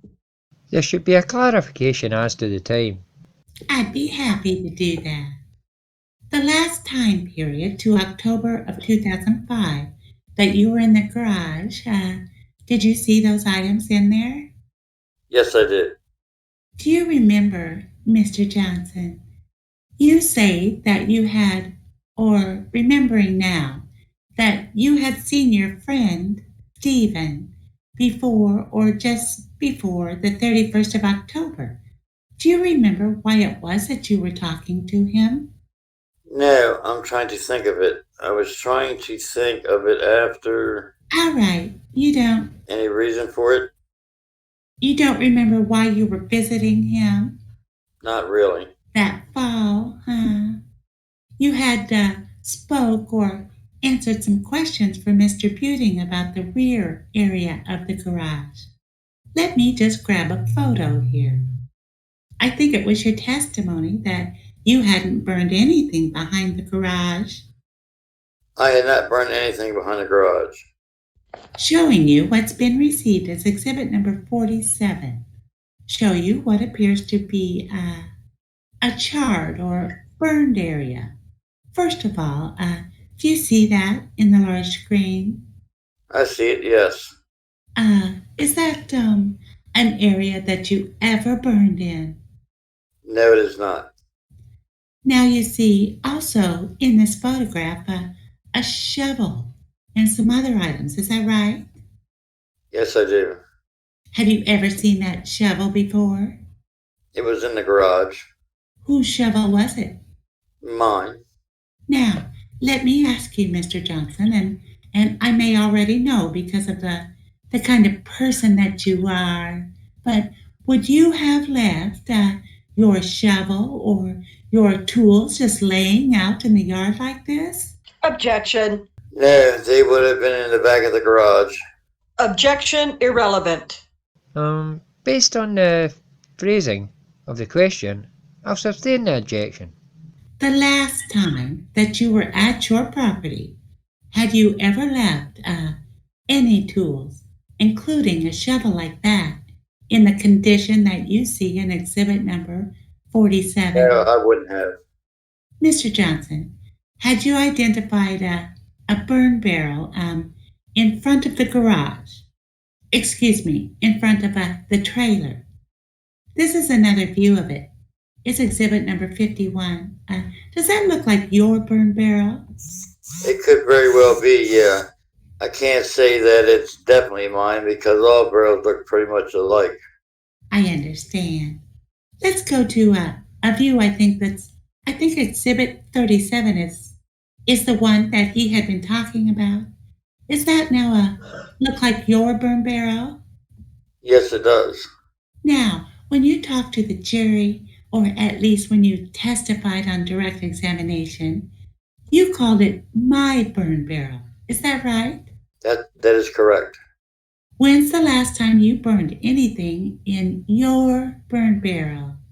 Probably just after Jody came in, because I had plastic oil bottles and oil filters, which you can't get rid of. Do you know what month or year that was? Well, if she moved in 2004, might be closer to the fall of the year. Fall of 2004? It's fair to, I'm sorry.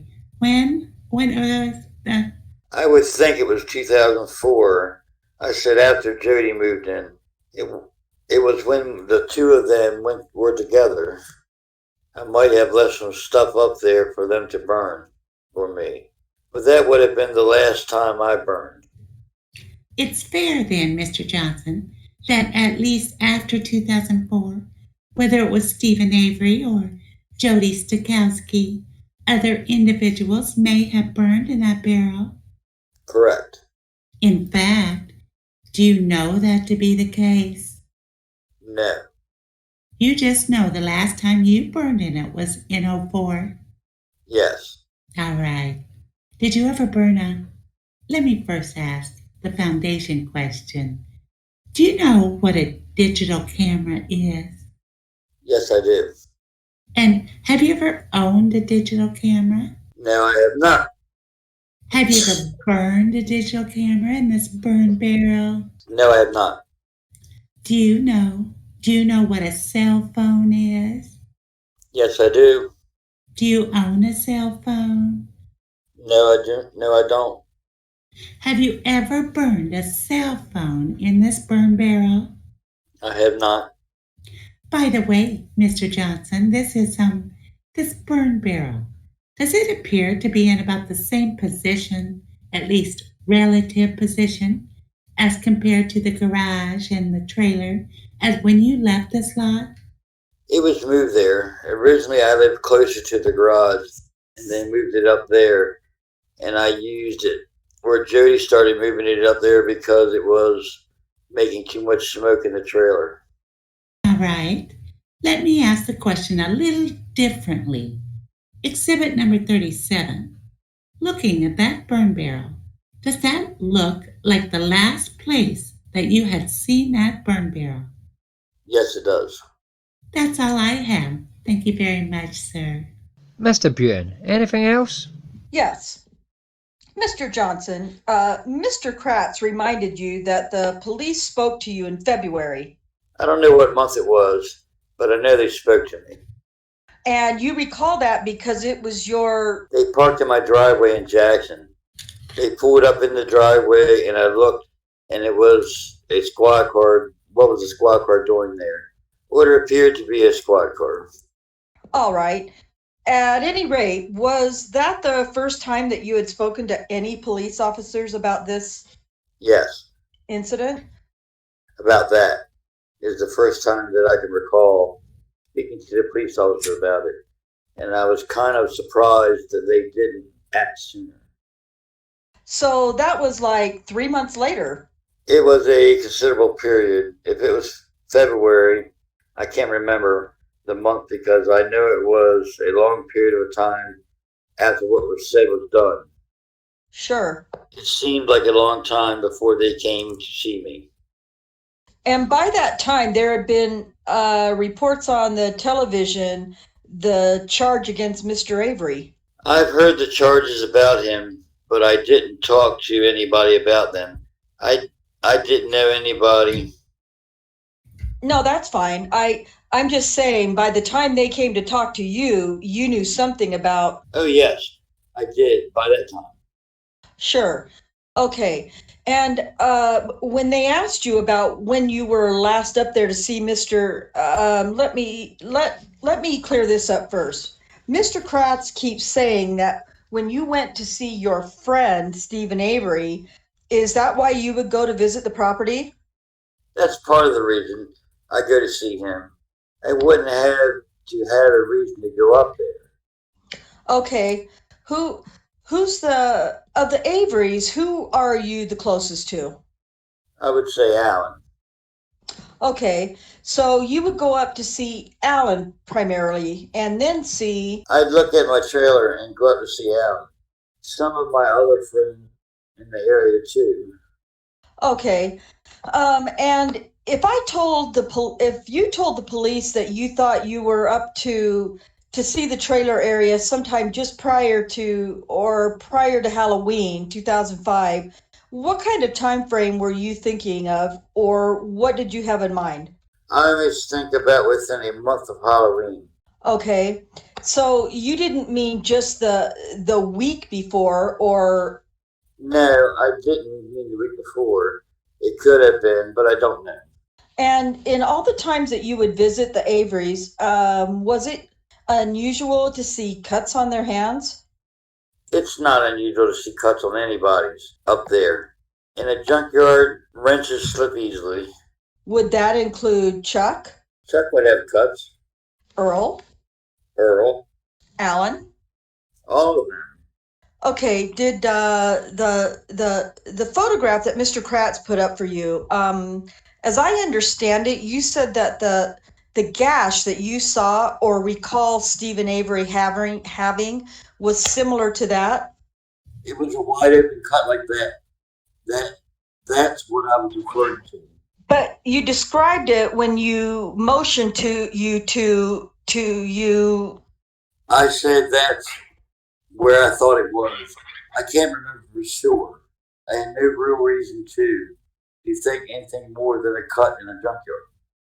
Okay, and so the photograph that Mr. Avery showed you may not have been the cut that you discussed with the police. It is possible that it's not the same cut.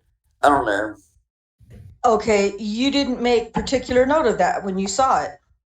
There was no reason to. And they were talking to you how much after the event? When the police were talking to me? When they were asking you about this cut, this was several months? Yes, and I don't even recall exactly where he was cut at the time, but I do know he had a cut. Okay, that's all I have. Thank you, sir. Nothing else, Judge. Thank you. Very well. The witness is excused. The defence may call its next witness. Next witness is, if this is working, is DEBRA KAKATSCH. Raise your right hand. Please be seated. Please state your name and spell your last name for the record. My name is DEBRA KAKATSCH, and it is spelled DEBRA, and my last name is KAKATSCH. Good afternoon. Good afternoon. How are you employed, Miss KAKATSCH? I'm employed by the Manitowoc Coroner, County Coroner. How long have you been in the Manitowoc County Coroner? I'm going on 15 years, and also I was a chief deputy 2 years before that. So what does that mean you started? As coroner? Or as chief deputy? Chief deputy 91 to 92, coroner started 93. Okay. What sort of work background did you have before becoming the chief deputy coroner? My background was primarily nursing at the time. I worked in several different areas. I was an obstetrical nurse and delivered babies. Sometimes doctors always didn't get there. I also worked in nursing homes, taught childbirth education, chemotherapy, worked in emergency rooms, intensive care areas. You first started nursing. What sort of nursing certification, if any, did you have? In the beginning Yes. of my nursing career, I became an certified in obstetrics in my early years. And I know there are different types of nursing and just different certifications. Did you have any of those initially? Well, to be a nurse, you need to be licensed under the state of Wisconsin. But then I went on to be certified in other areas. What was your first license as a nurse? Licensed practical nurse. Did you continue your education in the field of nursing after becoming a licensed practical nurse? Yes, I went back to school for registered nurse. And did you eventually get the RN Yes, I did. or registered nurse? Yes, I did in 1980. Do you have any schooling beyond the registered nurse status? Yes, I do. What's that? I went back to school and got a bachelor's degree in management, and then I also went back to school and got a paralegal degree, and then I went back to school for a police science degree, not a full degree, but at the time I was looking for more classes to help do my job as a coroner, and also in other fields that I was pursuing later on. But it helped me quite a bit in my coroner work, and by doing that, I got involved in teaching some things too. Have you had any training specific to your work as the coroner? Yes, I have. I have taken numerous other training, such as anthropology, autopsy type courses. I've been in a number of autopsies, signed permits for a number of those. And DNA. I've taken a couple of Dr. Henry Lee's courses. I don't know if you're familiar with him. Dr. Michael Borden. I've taken some courses from Dr. These Borden. These are well-known medical examiners Yes, from yes, Connecticut in Dr. Lee's case, and Pennsylvania in Dr. Boden's case. yes. Okay. I felt like I learned a lot of specifically from getting trained in those particular people. So then I tried to keep up on that training every year with whatever comes along that best fits the scope of my job to do it better. Do you have any certifications connected to your work as coroner? Yes, I do. I am certified as a forensic nurse. What does that mean? Forensic nurse details more with the investigation part of nursing and the medical field. And to do that, I had to submit numerous types of educational things that I attended. And then I also had to take advantage of condensed programs and then write an exam. Okay. And other than forensic nursing, have we covered your certifications? I also got certified as Homeland Security, which deals with the medical field death investigation, disaster type situations, death investigation. When you say Homeland Security, the United States Department of Homeland Security? Well, it's through our organization, the American College of Forensic Examiners. So, All right. In addition to the American College of Forensic Examiners, do you belong to any professional associations? yes, I belong to the Wisconsin Coroners Medical Examiners Association, the Forensic Nurse Association. I used to belong to Homicide Investigation Association. All right. Now, what is the position of coroner in Wisconsin? In Wisconsin, it revolves around death investigation, and the types of deaths we get involved with in area, homicides, suicides, traffic accidents, industrial deaths. Sometimes if there would be a death in police custody or in jail, or bodies found, remains found, drug deaths, emergency room deaths, drug reactions. There are many things we get involved in the states requiring us to investigate. All of them involve, unfortunately, someone dying. Yes. Okay. And how do you get this job of coroner? Coroner's elected. What's the current term? The current term is 4 years now. It had been 2 years. Okay. And when you say elected, is that a municipal position, a county position, a state position? It's a county position.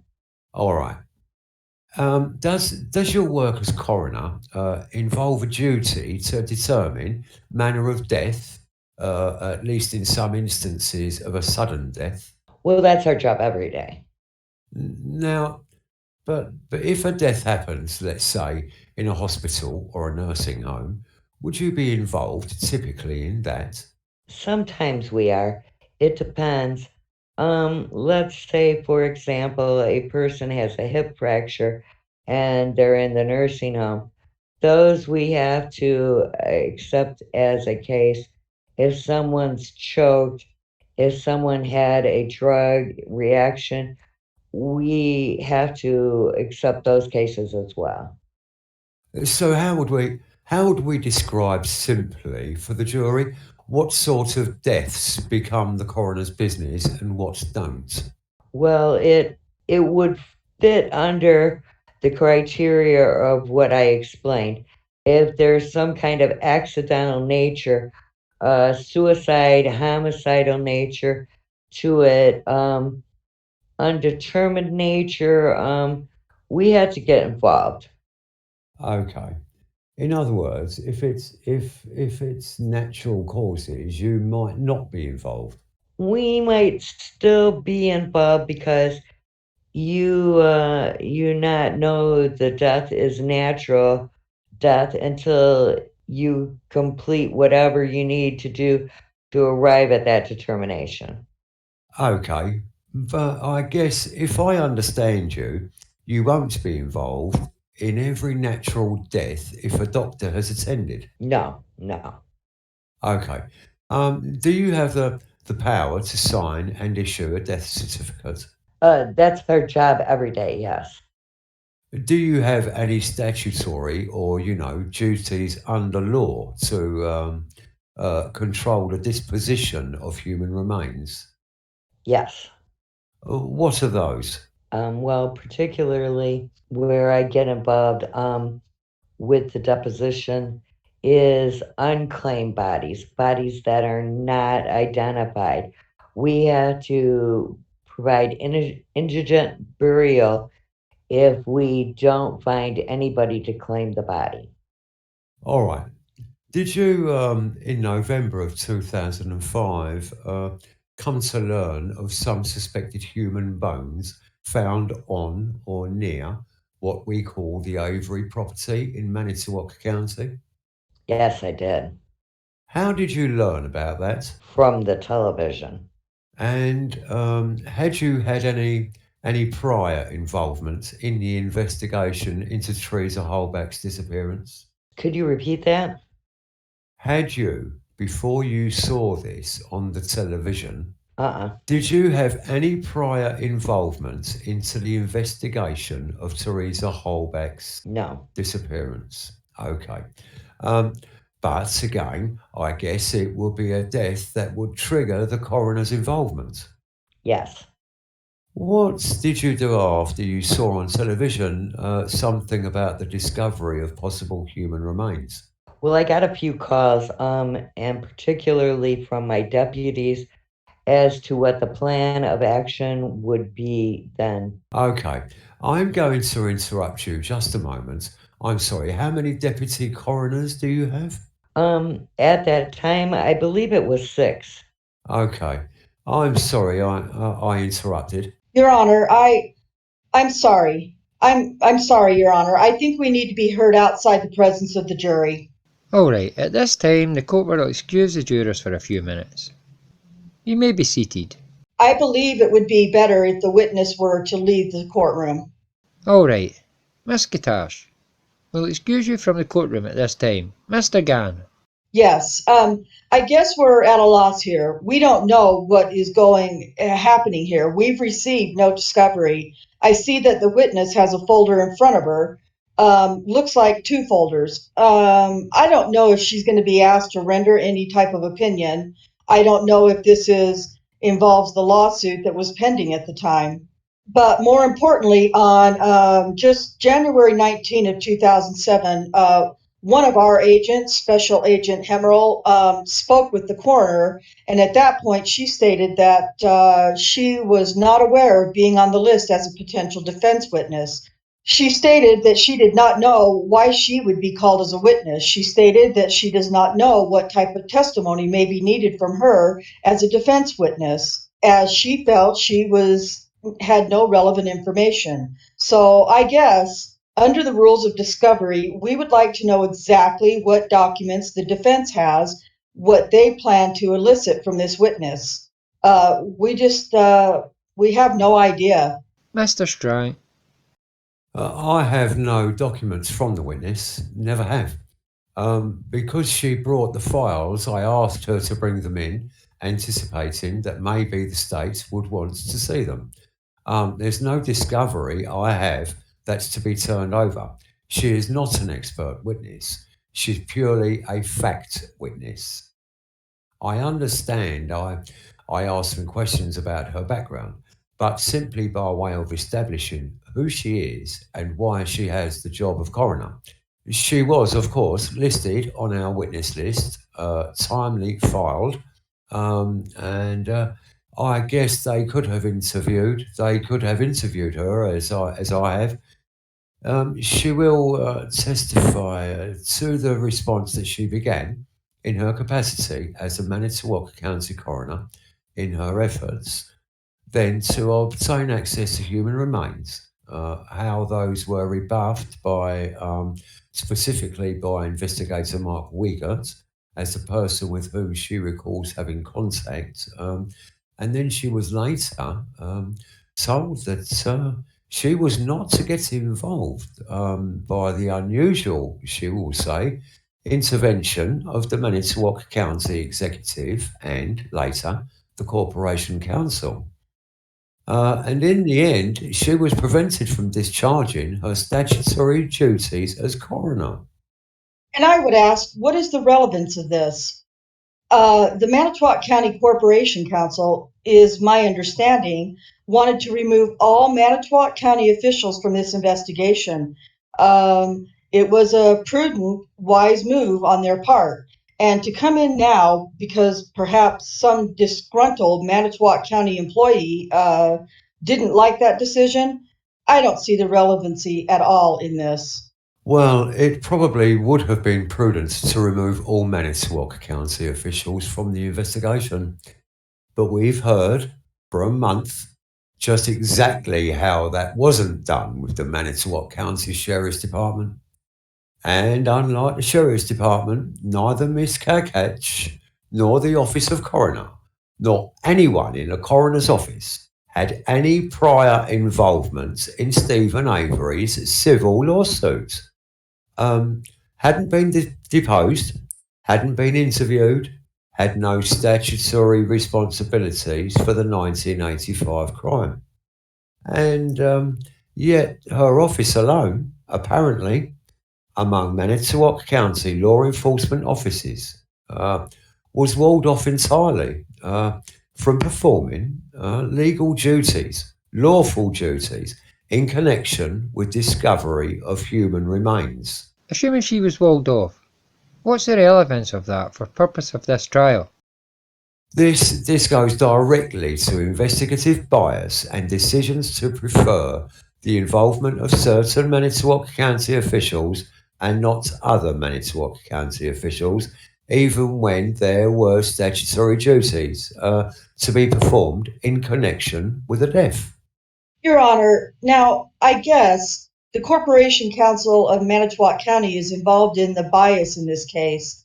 I don't see any relevance at all. But if Your Honor sees some shred of relevance, then I would ask the court to give an analysis under 904.03, as this is just the probative value is just so low that it just is outweighed by the prejudice this could cause, the confusion of the issue with the jury, and waste of time for the jury also. Well, if there's any 90403 concern, I guess that would, and turning to the Milwaukee County Medical Examiner a year after this death, when he had no involvement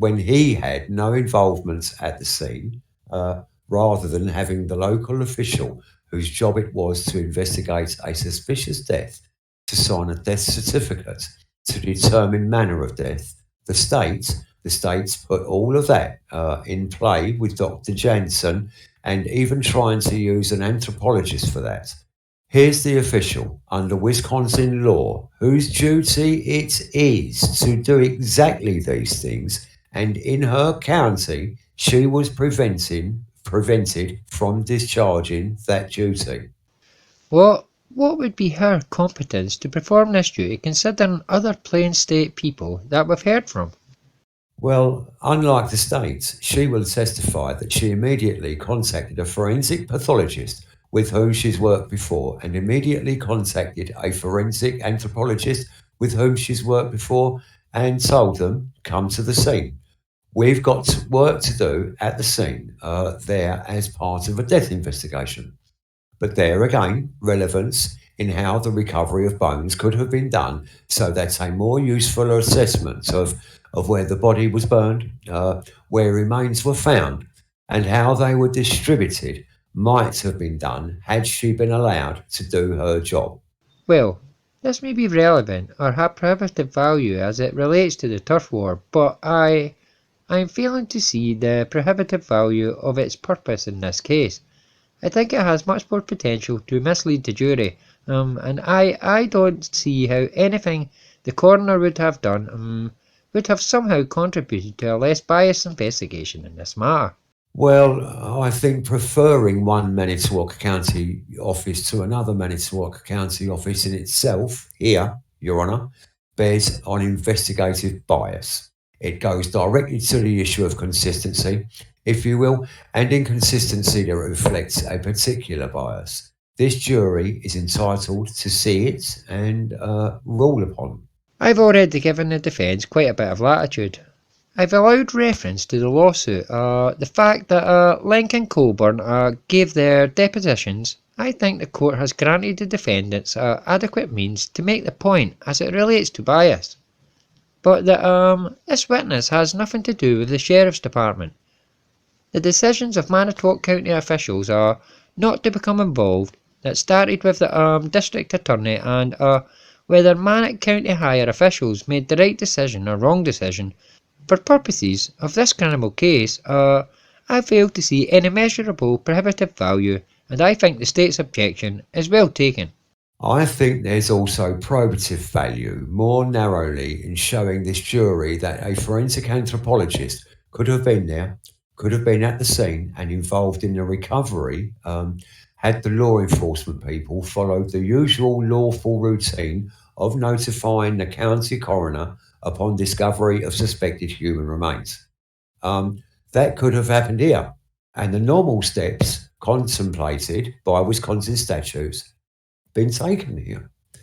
So I would tender that has relevance as well, Your Honour. There will be testimony in the defence case about destruction of bodies by thermal injury or cremation, about what could have been learned if this site had been properly preserved and recovered. And this is foundation in part for that testimony as well. Well, if we hear some testimony from a defence expert that creates some relevance I'm not aware of right now, Miss KAKATSCH could always, I suppose, be recalled. But again, if the reason that the coroner was told to stay off the case was because of fear of conflict, whether there was any or not, I don't believe that the prohibitive value of such evidence is very great, and I'm more worried about creating confusion for the jury, when I think the real issue, as I understand it, on the bias issue from the defence has been the bias specifically of officers Link and Coburn, and I think the court has allowed the defence to present a great deal of evidence with regard to that issue. But I think to further bring the coroner involved, I just think it's too dangerous to confuse issues when weighed against the prohibitive value. I understand the court's ruling. I respectfully suggest that the bias of any witness called by the state is a relevant area of exploration. It's not collateral to the issue, and specifically, this witness had telephonic contact, she will say, with investigator Mark Wiegert, who's been identified as one of the two lead investigators on the case and who testified yesterday.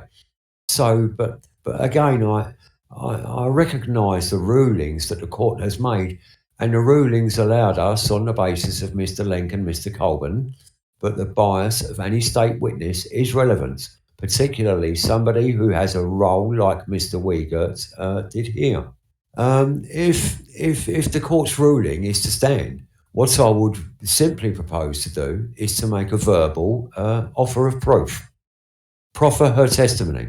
I can do that in 3 or 4 or 5 minutes just by running through the outline for my direct examination. Anything else from the state? No, Your Honour. Well, I'm maybe missing something. I don't recall any questions about Mrs. Detective Wiegert in this regard. I'm only basing my ruling on what I know. If you want to put something on the record as to what you would intend to prove, and if further witnesses from the defence believe you should ask the court to reconsider its decision, I'm making my decision based on what I know now. Well, and I'll make an offer of proof of what I would expect to elicit from Miss KAKATSCH. Go ahead. I left off with asking her, essentially, how did she learn that suspected human bones had been discovered on the Avery property? She said she learned by television. I expect that she would then testify that her response was to talk to one or more of her deputy coroners, that she then called a forensic pathologist named Dr. Doug Kelly, who at that time worked with, although she's not sure, he was actually employed by the Waukesha County Medical Examiner's Office. He's no longer there. I believe he's the Fond du Lac County Medical Examiner today. She also asked Dr. Kelly to arrange the services of Patrick J. Schobel, SCHOEBEL, whom she refers to as PJ, a forensic anthropologist with whom she had worked in the past. I further expect that she would testify that she then contacted investigators at the scene, asked why she had not been called, made arrangements to come to the scene on the 9th of November, was put off in 2 or 3 telephone conversations with Mr. Wiegert. First told, essentially, that he had to check. Next told that her services weren't needed. She has notes that document those conversations, and I'm just giving the general gist of them. She was not, in the end, allowed on the scene. She did not have a chance to determine the cause or the manner of death. To her knowledge, neither Dr. Doug Kelly nor Patrick J. Schobel reported to the scene. She did receive, on the 9th or 10th of November, a phone call from Dan Fisher, who she identifies as the County Executive of Manitowoc County, telling her, in essence, that there was a conflict of interest and she ought not push to be involved. She disagreed with that. She would say that it was very unusual for her to get a phone call from the county executive at all. She later received a phone call from a Stephen Rollins, the Manitowoc County Corporation Counsel, actually, who I know has written to court here on this case recently. He too advised that she should not be involved because of a conflict. She protested that she and her office had nothing to do with the civil lawsuit that Mr. Avery had brought, had no involvement in it whatsoever, but realised that she was meeting firm resistance. And she then contacted the Calumet County medical examiner. I believe he is in Calumet County. A gentleman named, she would say his name, Mike Glaser. I think that's Klaser. She contacted him just because somebody had to fulfill the obligations of the coroner. And as a matter of good faith and doing what she could to discharge her duties, she thought the next best thing she could do was to contact the medical examiner in a county that employed the investigator from the sheriff's department with whom she was having contact. And finally, she would explain that she had no involvement at any time with Stephen Avery's civil lawsuit. She wasn't deposed. She wasn't interviewed by either side. So nobody had any contact with her at all in relation to the civil lawsuit against Manitowoc County. So there's in a nutshell, or in skeleton form, the testimony I expect that she could offer and that I think is relevant for these as I explained it. Anything else from the state? No, Your Honor. Alright, based on that testimony, I think it's summarised as that her inability to participate in the case was based on a detective from the county executive at the time, and the Manitowoc County Corporation Council, if memory serves me right, may have been involved in the initial decision to turn the investigation over to Calumet County, but I don't trust my memory anymore. I know the district attorneys was there. I don't remember if the Corporation Council was involved or not. But at any rate, whether they made the right decision or the wrong decision, it seems to me it was based on the effort of some higher officials in Manitowoc County not to create a further, if you will, from the defence perspective, an appearance of a conflict of interest. And I don't perceive how pulling a Manitowoc County person off would somehow add to any bias in any part when the purpose for making the decision was to avoid the creation of bias. And whether that's right or wrong, the prohibitive value of that decision is so minimal to the facts in this case, which is a criminal case. I don't believe that the evidence has much prohibitive value, and for that reason the court is not going to allow it.